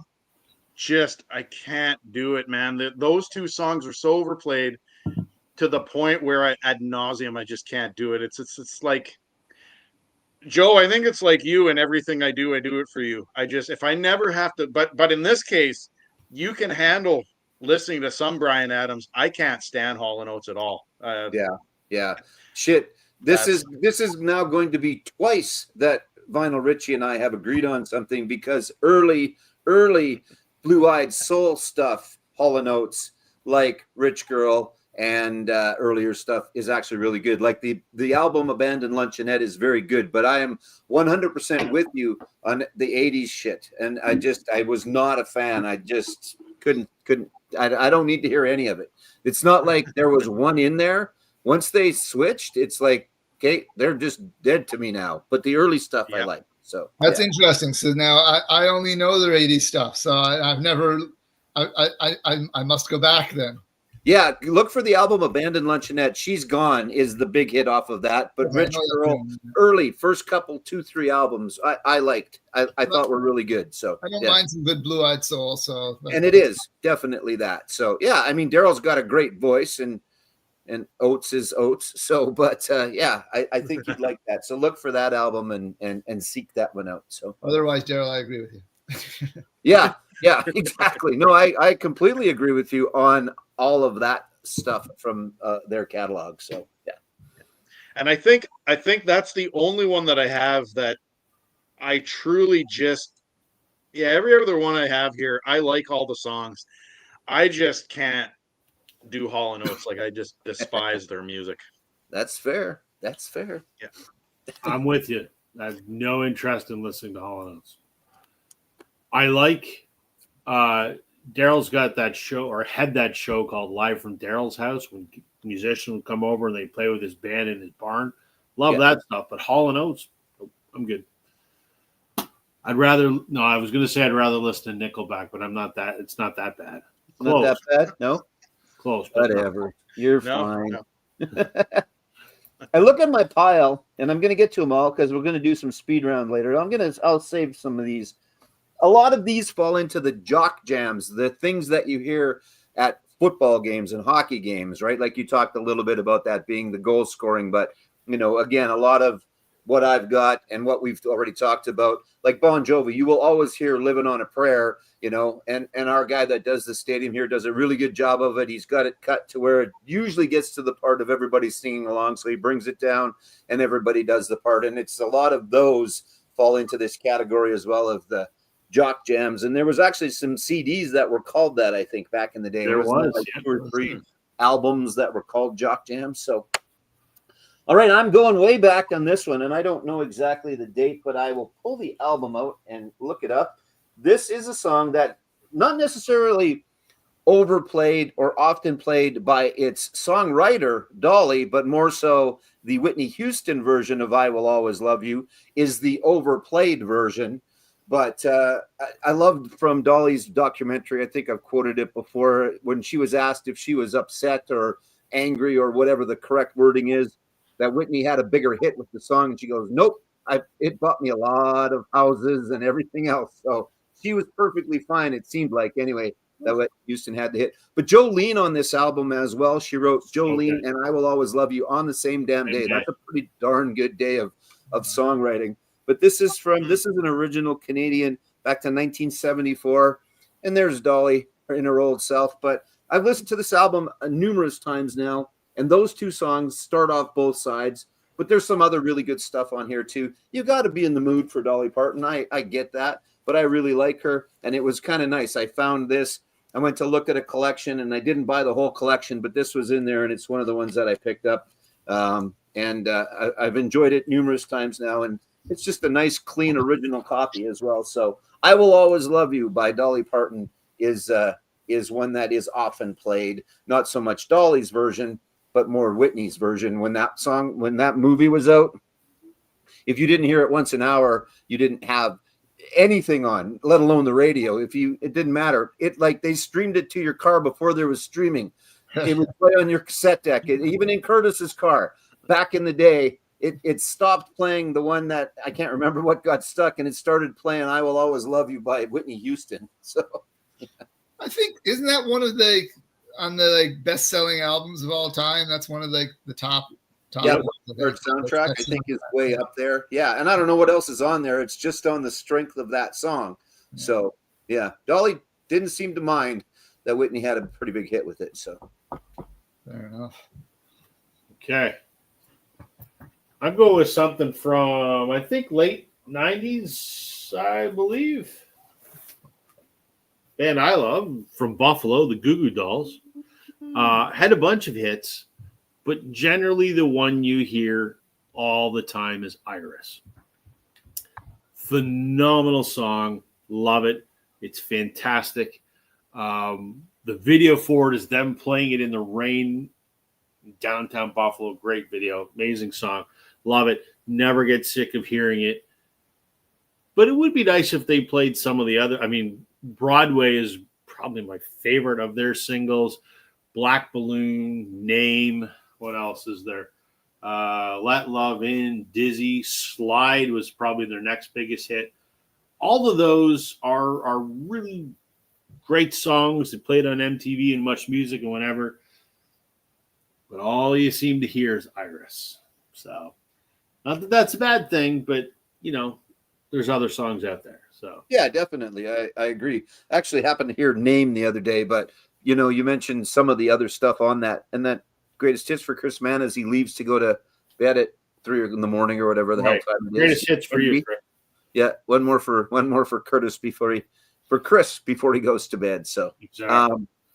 Yeah, Goo Goo Dolls still out touring in that, I think, as well. I don't know if it's all of them or if it's a fraction of. Goo Goo Dolls has always been just Robbie Takak and Johnny Resnick. And everyone else is kind of supporting cast. So yeah, it's still the two of them. And I have I have Dizzy Up the Girl, which has Iris on it, and I have a couple of their other albums. Good stuff. And they were actually is Slide on that one? Slide's a great song. Yeah. Well, this is their greatest hit, so it's on here for sure. Yeah. So one I never saw. You'd think after all of the different bands that I have gone to see, I never did see them. I would go and see them, but they haven't ever been a supporter of anybody that I've been to or been around. I don't know if I'd travel to go see them, but I'd go see them if they were here or Saskatoon. They're actually pretty interesting because before when they made it big, I think was the album before. Their big album was Dizzy Up the Girl. The album before that was A Boy Named Goo. Those are the ones that made them super famous. But before that, they'd released a few albums. And the initial few albums are really different because it's not the radio-friendly pop rock, whatever you want to call it. They were a punk band. Yeah. And Johnny Resnick was not the singer. Robbie Takak, the bass player, was. And I've got one or two of those early albums. They're fucking shit. But I got it because they're stupidly cheap, but interesting. It's almost like they were two different bands, even though it's the same people. But anyway, side note. All you hear is Iris, and that's okay. Iris is a fantastic song. trivia, the word Iris is never mentioned in the song. They wrote this song. They didn't have a name for it. The producer said, what are you calling this song? And Johnny Resnick was reading the paper, and there was Iris DeMent, who's sort of like a folk singer, was playing in LA, and he saw that and he liked the name. And he goes, let's call it Iris. So there you go. Iris DeMent is the other singer on the John Prine, and what the hell is that song called? Curtis, you're a John Prine guy, aren't you? I do like John Prine, yeah. Damn, I can't think of the song. It's a fantastic song too, but yeah, him and Iris DeMent. So that is a great, if you're playing music trivia, you play that, and a lot of the times people go, they can sing the whole damn song, but still have no idea that it's called Iris. Yeah, exactly. Yeah. In spite of ourselves. That's the that's the song. Yeah. Iris DeMent is the female voice on that song. I love that song, but I love John Prine. Anyway, I digress. Sorry, didn't mean to interrupt. That's all right. Brian tuning in from Tokyo. Welcome, sir. We are talking songs that are played in very high rotation, songs you hear a lot. We're not saying they're overplayed. Some of them might be, but songs that, are sort of what the artist is maybe known for. They hear all the time. Some of these we like, some of these we don't. So often. And Brian, I'd like to say that video that you had there, was it last week where you showed that place that you went to and there was all those magazine cutouts that they had made? That is super cool. I don't know if you guys watched that video of Brian's, but he went to this little shop and they had all kinds of magazine things all in. That was neat. Yeah, I mean, we talk about it whenever Brian comes on, but he has a fantastic channel. If you don't know, these are 3 fantastic channels, not mine, but these 3 you got to watch. But Brian's is a very, very good one to watch because it's just cool. So, I mean, I wanted to go to Tokyo before, but now I want to go hang out with Brian and go to Tokyo as well. Right. So. Yeah. I think I would argue his channel is maybe and I'm not saying this to blow smoke up your ass, Brian. I think it's the best in the VC because it's so different than what everyone else is doing.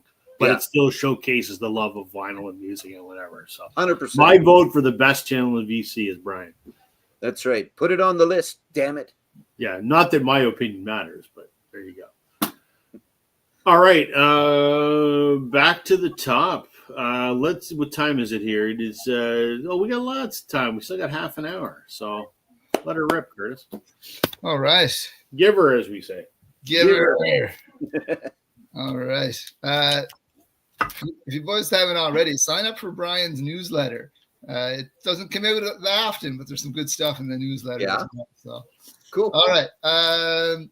Going for Guns N' Roses. How about some Guns N' Roses? Yeah. Yeah. Yep. For Destruction. I feel like I must be sitting too close. Hard to show the covers tonight. Sweet Child of Mine is the one that comes to mind, the one that seems to be played the most, but you've also got on here Welcome to the Jungle, which is quite often played. I like both of those tracks. They're good, fun tracks. I like pretty much everything off this album. But if you're sick of Sweet Child of Mine and Welcome to the Jungle, go with the lesser track My Michelle. There's a fun tune. There you go, Brian. Joe's got it there. I love My Michelle. Never hear that one. Never hear that one. So Mr. Brownstone, really? Is that on this one? Yeah, it is. Like I was just going to say the whole album because but Mr. Brownstone, but My Michelle. Yeah. It is the classic for those of us that feel it to be a classic for a reason, because it is a bit of genre defining, right? At the time, it was like, oh shit, this is new a little bit. It wasn't completely new, but it felt new. And then it just got played over and over and over. But again, rightfully so, because it just was the thing. So I concur. Where would you guys rank that in comparison to, say, Use Your Illusions 1 and 2? Because those were overplayed too. November Rain, especially. Yeah. I definitely put it above November Rain, but probably personally, I'd put it a little above those two. I like Use Your Illusions 1 and 2, November Rain, Civil War, which wasn't necessarily, it was on there, but it was out before that. There's a lot of good stuff on there, but this is just, for me anyway, solid all the way through, start to finish. I don't have a problem with any note on here. So yeah, Likewise, yeah, I agree totally. For me. All right, Daryl. All right, up next, a band that had a slew of hits, definitely in the 80s, I think a couple in the early 90s. The thing I remember most about this is the eccentric singer that they had. And for the song, I think I probably could have actually had this on last week's show with songs that make me happy. But the music video has an old river boat from like the 1800s, and they shove somebody off the plank, and that is Culture Club's Karma Chameleon. Oh, I don't mind that song. I think it's great. Makes me happy. And I'll talk about another music video in a couple picks, but I don't mind Culture Club. I think the only song that I don't like by them is Do You Really Want to Hurt Me? It's not. Yeah, I think it's that one. That one's the overplayed one. That's not my favorite. But Karma Chameleon, I think what it is it's nostalgic for me. My dad used to play MTV and Much Music all the time, and he used to sing that song. So it's more of nostalgic for me. There's going to be a family pick that I have later that's not overplayed on radio or anything, but I'll explain it later. It's more of a nostalgic thing, but I like Karma Chameleon. If it comes on the radio, I'm not gonna turn it off, and me and my kids will sing it. So I like it. Karma Chameleon for me, and this is a Canadian reference, so you guys should get it. I detest that so much. It's right up there with the. You guys know that 1877 Cars for Kids TV commercial? Donate your car today. That comes on every goddamn morning while I'm feeding my son breakfast. And then I'm singing that effing commercial for the next 4 hours. Karma Chameleon's the same way, and that's why I hate it. It's not a bad song. It's just 4 hours later, I'm still singing, and I'm going, get this shit out of my head. I can't do it anymore. It's the earworm. It's water torture. Earworm. Yeah, it is very earwormy. Yeah, for sure. I want to see this, Richard. You need to make a video of yourself karaokeing. Karaokeing? Is that a word? Karma Chameleon, and you got to post that.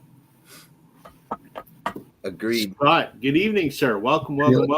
We are talking songs that are not overplayed, but songs that are played disproportionately frequently, and that could be good or bad. So that's what we're talking tonight. That brings us to Joe, if I'm not mistaken. It does. This was a small album. Not genre defining in any way, shape, or form. No. So I can still hear, I can hear this whole album, but I can still hear Smells Like Teen Spirit all the time. Doesn't bother me. I'm good with it. Not sick of it. Enjoy it to hell still. But, of course, In Bloom, Come As You Are, Lithium. Lithium's a great song, too. So just good stuff. Again, played to the hilt, especially at the time. There's one that I just thought of. Maybe you guys are going to get to it. It'll be an honorable mention. I'm going to write it down, and if nobody gets there, then maybe I will add it at the end. But Smells Like Teen Spirit and just this whole album, Nevermind, really, for the most part, again, when it came out, it was, oh, shit, that's pretty good. And then everybody lost their mind, and away we went. Not everybody, but most of us lost our minds. Mine was gone long before that, but I lost it a little bit more. So there you go. Smells Like Teen Spirit. And I'm going to write one down in case nobody gets to it. Okay. I'm going to show something that is not even remotely close to that. Not even remotely close to that. This is the Bangles in A Different Light, which was their big album of the 5 that they've put out.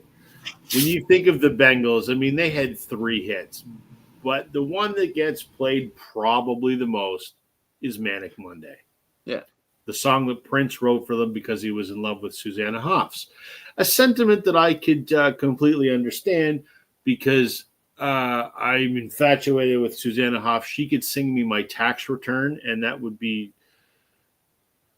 orgasmic, I think. So Manic Monday, I could hear that 100 times a day. It really doesn't matter. The other big one off you for the record was Walk Like an Egyptian, and I could hear that a million times too. And their other big hit from their other album was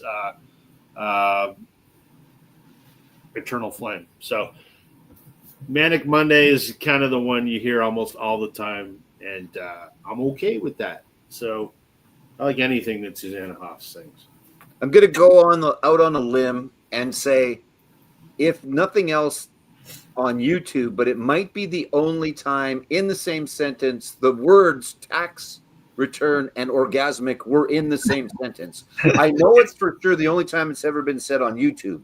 Oh yeah, but it might just be the only time it's ever been said. I could be wrong, so. And I'm not disagreeing with you. I'm just I think that might be the case. Sure, it's okay. I've made no secret about. She's I know my fantasy wife. So,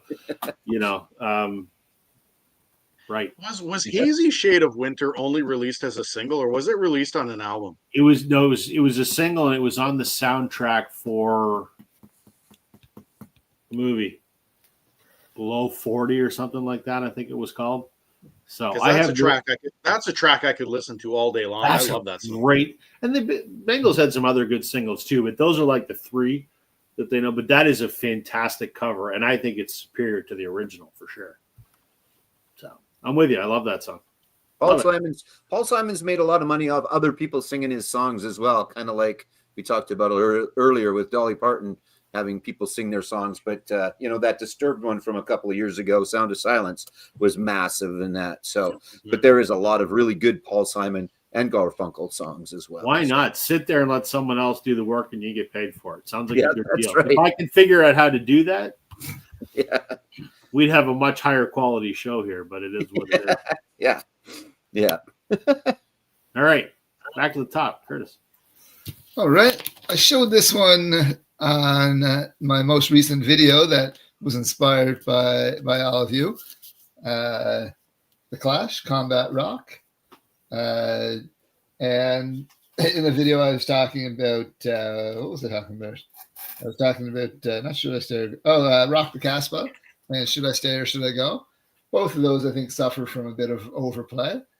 But a lot of other great tunes on this album as well, like Straight to Hell, I quite like. That's a fantastic track off of this album that I don't think gets enough love, even overpowered by funk.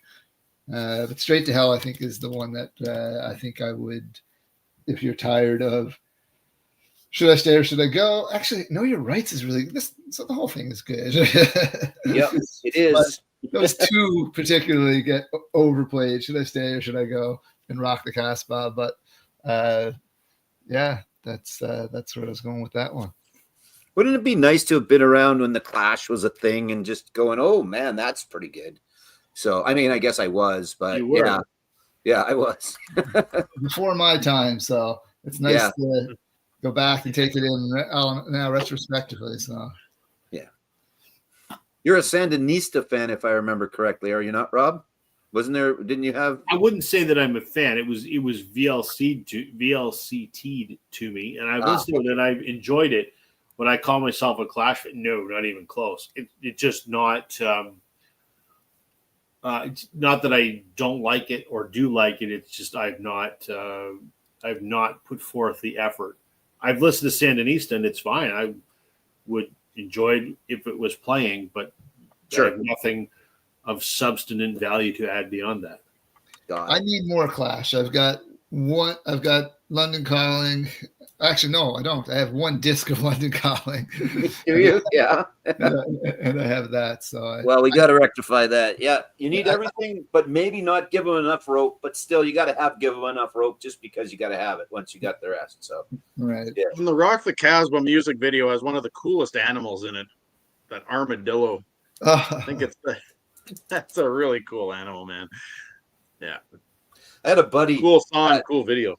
I had a buddy that loved that song, except he hated the part where there's the sound effect for the guns firing. He just thought that was the stupidest thing in the world that they put that in there. The pew pew or whatever, But anyway, I digress. I was just thinking of him because I talked to him on the weekend. So. All right, man. It's almost like I've got the '80s theme going here today, but I would say perhaps that the music video to this might have actually changed the way that music videos could be done, because it had one of the coolest, I guess, animations with human beings.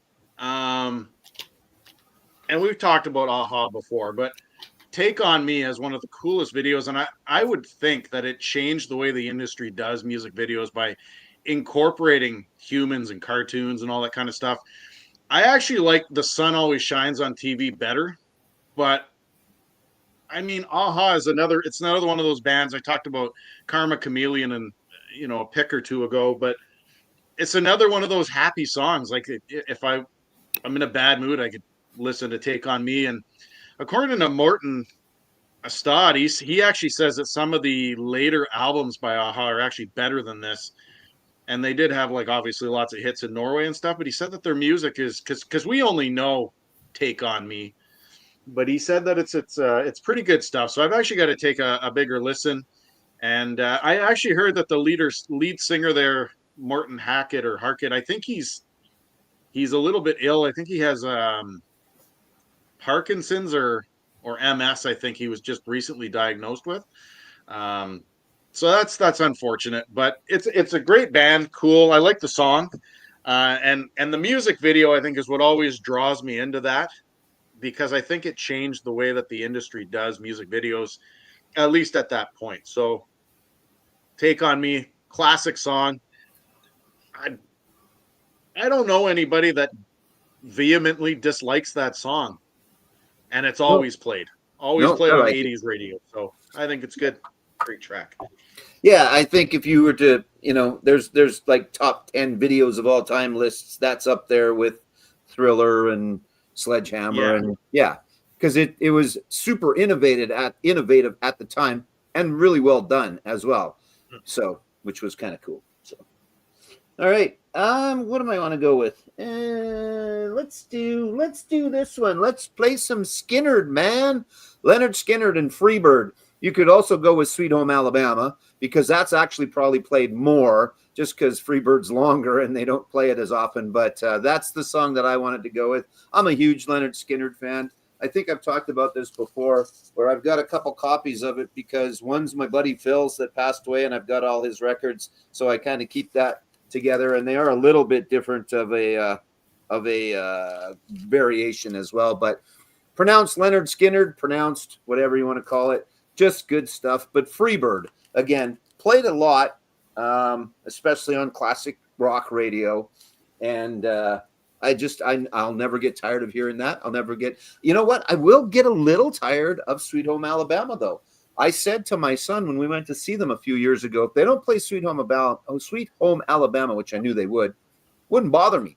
I'd go see Skynyrd, but if they didn't play Freebird, I'd be pissed off. I'd be walking away pissed off. So I really like them in general, and I still really like to hear Freebird as well. So there you go. Another one that's often over, whatever you want to call it, played, but I can still enjoy it every time I hear it. Yep. Okay. Classic Southern rock. Yes. Genre defining again, probably, right? A little bit. I'm going to come back to the Boss, and this might be a hot take. But Daryl showed Born in the USA as overplayed or played a lot. Well, obviously, Born to Run is played probably just as much, I would probably say. Not going to lie, not a big fan. It's okay. I'm like, I actually don't really like this album very much. I know a lot of people consider it to be one of his best, nearly perfect. Not a giant fan. I mean, the album artwork is absolutely stellar, but the songs themselves, whatever.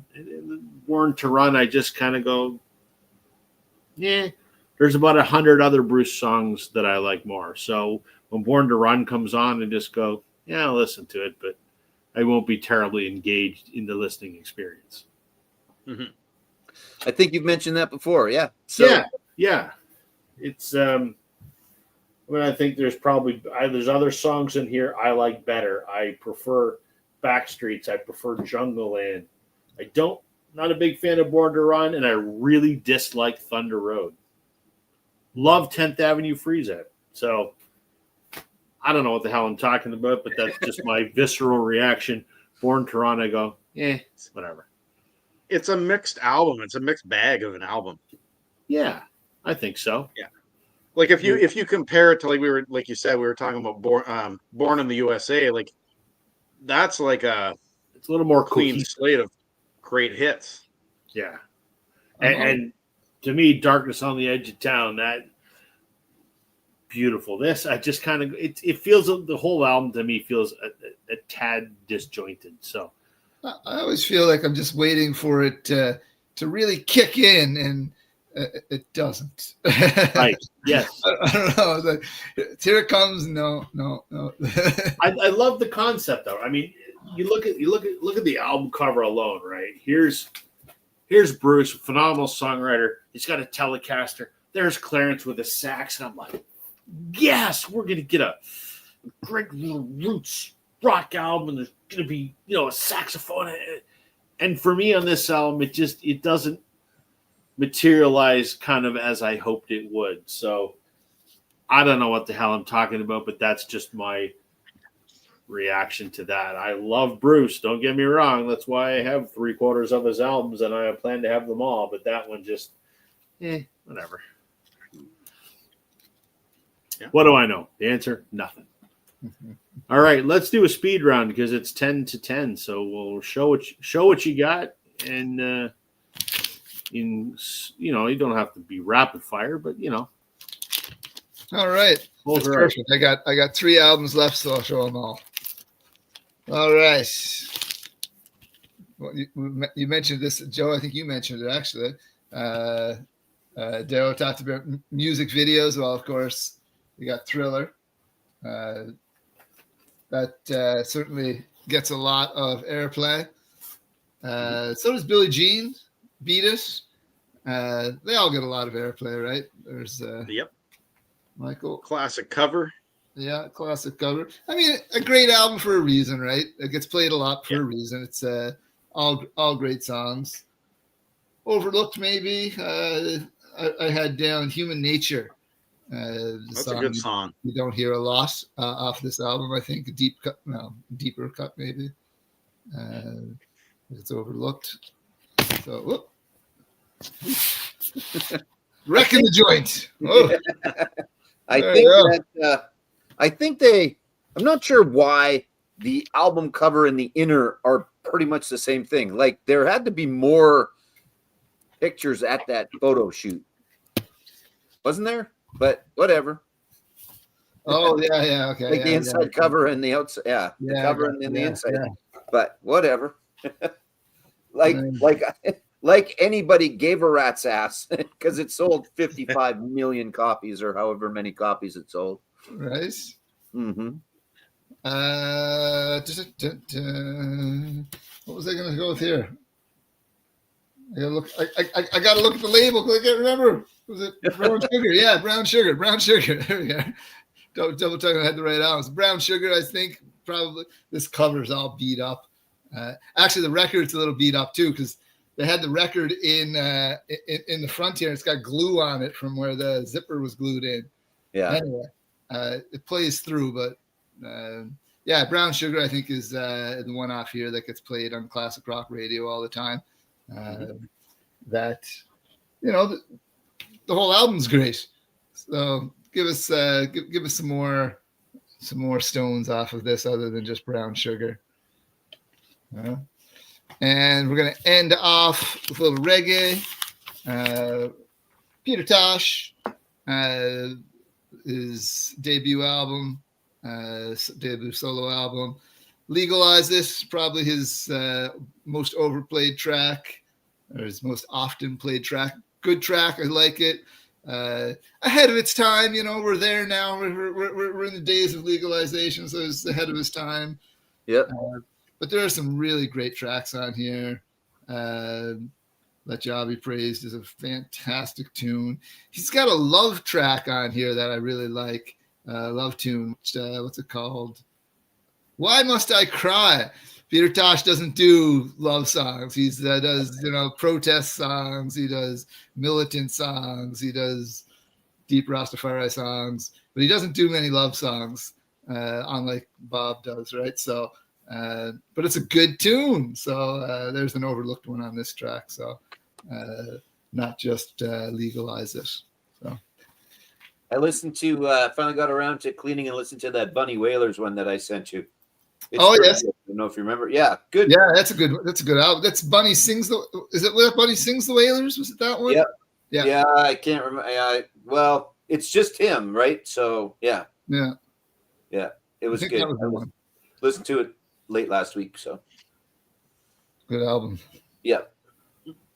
Okay, Daryl. Okay, so I've got 7 left, so I do apologize.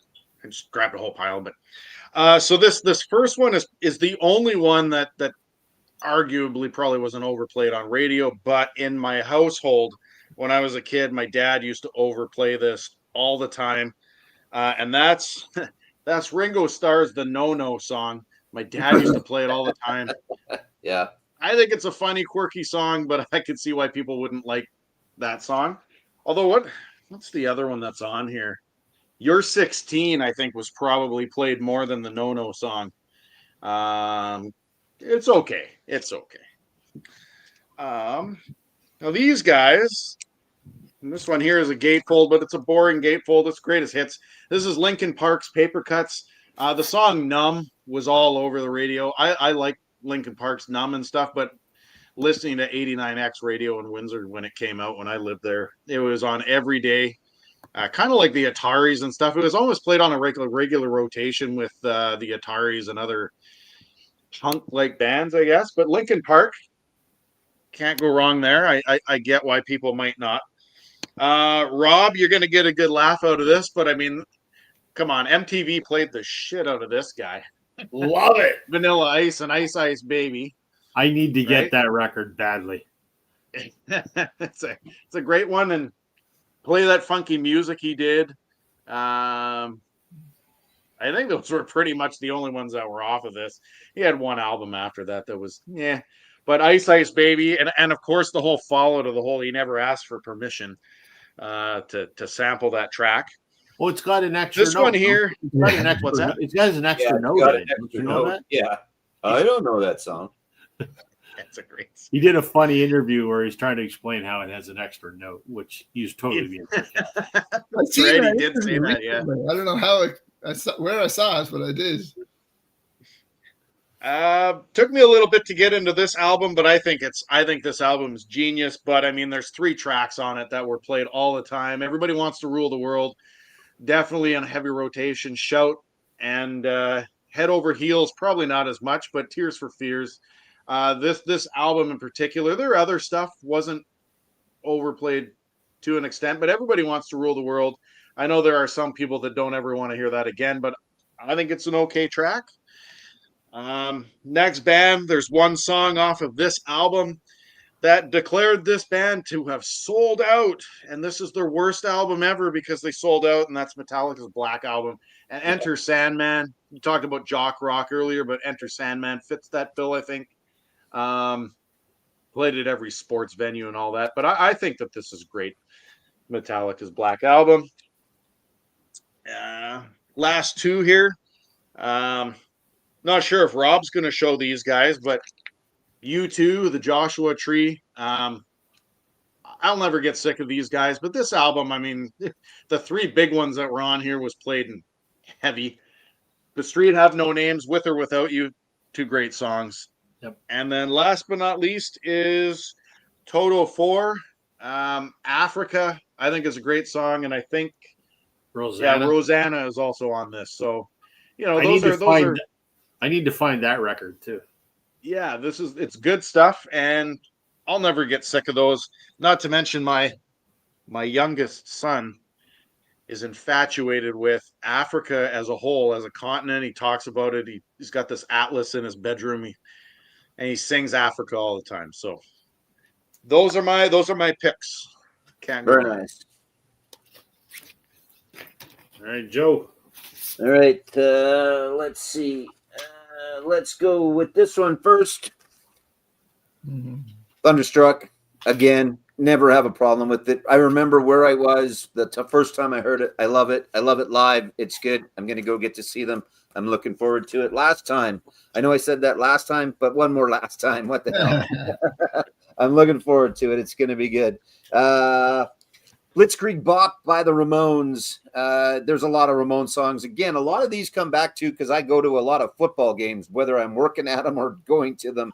A lot of these get played in a lot of stadiums. Blitzkrieg Bop, Sedated, not on here, but one of my all-time favorite songs. But that's I never get tired of the Ramones. How about Crazy Train? I think if you were to ask Joanne, Crazy Train is one that would fall into, or I never want to hear that one again category, but I don't have a problem with it. This happens to be from the Randy Rhoads tribute album. Neither of those gentlemen with us anymore, but great stuff. And there's a couple other ones, but Crazy Train, not probably, Ozzy's biggest song. I like a lot of other songs a little bit more, but I can never not have a problem. I don't ever have a problem listening to Crazy Train. This one is definitely that was our pre-going out song before we in our early 20s get fire it up, get ready. Last song before we leave the house. That was Definitely. This one certainly falls into the Jock Jams category, and that's Seven Nation Army by the White Stripes. Just that first opening riff. Just inducted into the Rock and Roll Hall of Fame, actually, I think reluctantly for Meg, but anyway. But yeah, I don't get tired of Seven Nation Army. I like them. I wish I had a little more, actually, of their stuff. I think Jack White has been a wonderful proponent of vinyl albums, obviously, with Third Man Records. He's done a great job. And then another one that is maybe the one that's been around the longest for me. I don't know. But anyway, Ballroom Blitz and the rest of this album. This is a fantastic album. This is a little different than the version that came out in the UK. This is the North American version that is a little more well-known, especially over here. But Fox on the Run, Ballroom Blitz, the 16s, AC/DC, everything on here, really, really good. But I'll never get tired of listening to Ballroom Blitz. There's a band called Crocus, a Canadian metal band that did a copy of it, whatever you want to call it. What's the proper word? A cover of it. That's pretty good, but not the original. I like me some foot stomping glam rock from the 1970s, as I'm sure you guys are well aware. So, and Sweet falls into that category. Might be right up there, number 1 or number 2. So, yeah, there you go. Stuff I never get tired of hearing that maybe others do, because they are definitely often played, especially at sporting events. Parts of them. You only get little snippets of them at a lot of sporting events. So, all right, I got 2 here, and I want to preface the first one by admitting that it is a guilty musical pleasure. Okay. Just bear that in mind. Don't judge me too harshly. A monster of an album from the 1990s. Shania Twain's "Come On Over." There is 16 songs here, and I think 11 of them were singles. But 25 years removed from the album, what's the only one you ever friggin' hear? Man, I Feel Like a Woman. The only song you ever hear on here. There's a lot of other great songs here. I love this record. Maybe because I'm a big Mutt Lange fan, I guess, because I have a lot of albums that Mutt Lange produced, and he was all over this, and he was all over her because they were married. So, yeah, I mean, why not play? I don't know, "Come On Over" or "That Don't Impress Me Much." Those were big singles too, but it seems like all you hear nowadays is "Man, I Feel Like a Woman." Nothing wrong with the song. I don't have a problem listening to it. Video's all right, but just what's the gatefold look like? I don't know if I know that one. Just some lyrics. That's it. So I don't know if this was a Canada-wide thing, but this summer I was at McDonald's and the meals were Shania Twain. Shania meals, yeah. I was like, whoa, that's interesting. Yep. Yeah, I don't know. I mean, I have thoughts on Shania Twain, right? Like, I thought she was great back in the day. Then she went through some tremendous personal turmoil and stepped away from music and made a comeback. And the stuff she's made recently is not great. And then she did the Vegas residency and, was trying to relive the heyday from back in the day. And she's 60, trying to look 20. And you just kind of go, I don't know. I don't have a lot of respect for her nowadays, truthfully. I don't know. A friend of mine played in her band all summer, but I don't know. I love that album. I love the album before this and love the album after this.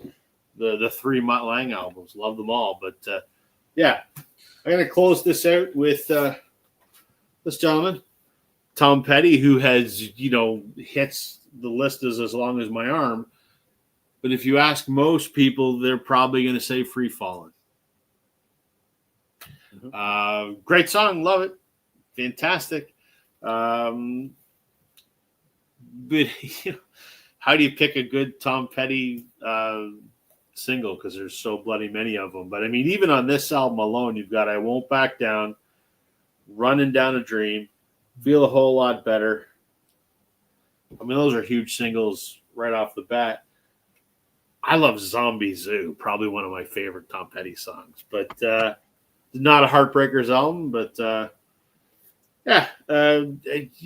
Free Fallin', I don't get sick of it, but you just go, this there are more Tom Petty songs to be played than just Free Fallin'. So. I think that and Pink Floyd, The Wall are the 2 albums I have listened to the most in my life. There was a time when I was working at my video store, we also rented CDs. Daily, I would put that album on. Never got sick of it. Free Fallin' will be played at my funeral. That's one of the songs on the list for my funeral. So, I know all 60-year-old white dudes talk about Tom Petty and that album. But I never get sick of anything on that album. And I completely agree that Zombie Zoo might be the best. I'm not sure if it's the best, but I love it the most, maybe. Yep. So it's fun. That's why I love it. Yeah. Fun. Yeah. And it just caps off the album. It's like, man, that was just nice. That's like the last sip of the really good beer. That was awesome. That was really good. So Yep.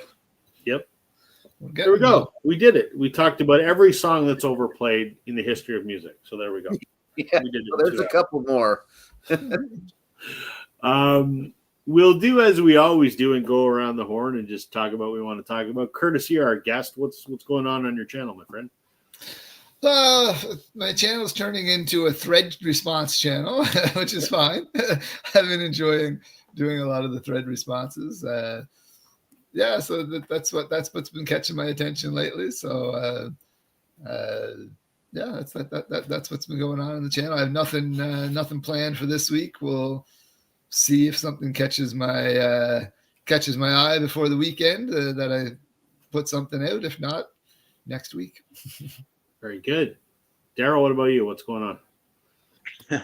I could pretty much paraphrase what Curtis just said. Last week I did a whole pile of thread videos too. I was tagged by Chris Mann for the most valuable records thing. Me too. So I'll probably end up doing that one. And I want to do Americana Sam's 5 years in the VC contest thing. That looks cool. The all in 5. So I'll probably try to come up with something in the coming days. But other than that, nothing too busy. We just put up our Christmas decorations, Christmas tree, and all that. So I've been listening to some Chris. Actually, I'll just give me one sec here because you guys will like this. I've been listening to this. Well, he's pulling that. Joe has been listening to this one here. Yes, love it. Yeah. So that's been on, and I listened to. I didn't talk about these guys until the very end, but I listened to my Glass Christmas album. So nice. Christmas. Very nice. Other than that, not much going on. Just getting ready for Christmas vacation. My daughter's going to come home in December, and that's that. Cool. Someone tried to order version volume whatever 2 and 3 of A Very Special Christmas the other day, and I said nope, they're just not around. So 2 is, but it's hard to come by, and 3 I don't know if it ever was. I think I have Speaking of Christmas albums, I see the 60th anniversary of the Charlie Brown one is being sold on Black Friday. Yeah. And UHQR is doing one actually, like the definitive version, which would be, I don't know, Philly, but that's okay. It is what it is. So, yeah, Record Store Day, Black Friday, next Friday, I think, isn't it? Yeah, that sounds about right. Something like that. Yeah, We're I think not it's the partaking 28th, I think it is. Yeah, we're not partaking in the store. I've explained that before anyway. And yeah, I don't have a lot going on. I did another 12 things that shouldn't be here. I've just been busy with stuff. And as I've continued to say, every time we do this wrap up, I love doing this. And then, yes, as Chris Mann pointed out earlier, I will have no more football after this weekend because I don't give a rat's ass about the NFL personally. Nothing wrong with it. I just don't watch it. And then racing, I've only got 3 more weeks to go in that. So after that, if you're doing live streams on a Sunday, I'm free. So yeah. And All you, right. I know you got big stuff coming up. I do. So this Sunday's video is one I've been looking forward to. Just this past Monday, so 2 days ago, I sat down for an hour and interviewed Glenn Milcham, the drummer from Blue Rodeo. Yeah. So that was great. Not sat down in person. We did it over StreamYard, but we had a great conversation for almost an hour. I mean, I've met him before, but it's not like when I interviewed Bob, who's my friend, right? So he was just such an easy guy to talk to, and we had a great conversation. And I think it'll make for an interesting video. We talked not just about Blue Rodeo, but many of the other things that he has worked on and played in, and asked his thoughts and experiences on some things. So it was a very enjoyable conversation. So I just got to run that through the old, post-production process and, spruce it up and make it look, nice and throw some logos on it and whatever. So that'll be up on Sunday. I was trying to get it ready for today, but just didn't have enough time because busy with work. So the Glenn Milcham interview will be Sunday, and then I've also got tagged in the most valuable records thread, so I'll do that one. I hadn't seen that Sam had a contest, but I'll certainly jump on that as well. So, was there anything that surprised you at the Blue Rodeo show? And was Diamond Mine plus or minus 10 minutes? Those are my 2 questions. Did anything surprise me? Yes. So, yeah. So it was Blue Rodeo's 40th anniversary, and think about that for a moment. Yeah. 40th anniversary of a band. That doesn't happen a lot. And Glenn and I actually talked about that in the interview. What surprised me is I have seen them in concert 55 times now. Wow. Yeah. And they played stuff that I have never heard them play live before. Cool. Good. Right on. Yeah. So there was some deep cut stuff, which I was like, wow, that's great. Also played some stuff that I haven't heard in years. Like they played a song called Finger Lakes, which is off the Are You Ready album. They haven't played anything off the Are You Ready album since the Are You Ready tour, which was in like 2001. Yeah. So cool to see that. And they did they came out and sort of did their normal thing. And then about a third of the way through the show, they set up stools, and all 6 of them, and then Michael Boguski on the accordion stood behind them, and they did like 35-40 minutes of acoustic, and then they went back to the electric stuff, and it was a really good show. I enjoyed it. Diamond Mine was probably around about the 9-minute mark. Sure. Yeah, that's good. It was good, and Adam Baldwin was amazing, and it was cool that I bumped into Matt Mays. I figured he might be there because he lives in Ancaster, which is near Hamilton. And him and Adam Baldwin are, they call each other brothers. So I'm not surprised he was there. But then they brought him out on stage with Adam to do Lost Together for the encore, which is kind of cool. So, yeah, awesome. It's a good show. Good. It's a good That's show. Good. And then I did the interview a couple days later, and Glenn and I talked about the show a little bit as well. So it was a very Blue Rodeo weekend. Perfect. That's good. Nice. Yeah. So that's it, guys. It's 1:15 the hour, so we'll wrap it up. To everyone that tuned in tonight to watch us, thank you very much. We always love chatting with you. And for those who are going to watch this later on, thanks for spending a couple hours with us. To our guest, Curtis, thank you, my friend, for joining us. Always a pleasure to have you on. You're welcome back anytime. Thanks, Daryl, Joe, we'll be back next week with another topic, another guest. I've been chatting with Tim, so I think Tim will probably be joining us next week. So cool. We'll have to think about something to chat about next week. So thank you, Brian. The VC's best live stream. Well, yeah, probably 10 other people agree with you. So yeah, we appreciate it nonetheless. Thank you very much. We have fun looking, doing this. It's even if no one watched, I think we would still get together and do this because, as Joe said, this is hanging out with my buddies on a Wednesday night. So exactly. Yep. So a lot of fun. That'll be it for tonight. We'll see everybody next week. Have a good night, folks. We'll see you then. Night, everybody. Have a good one.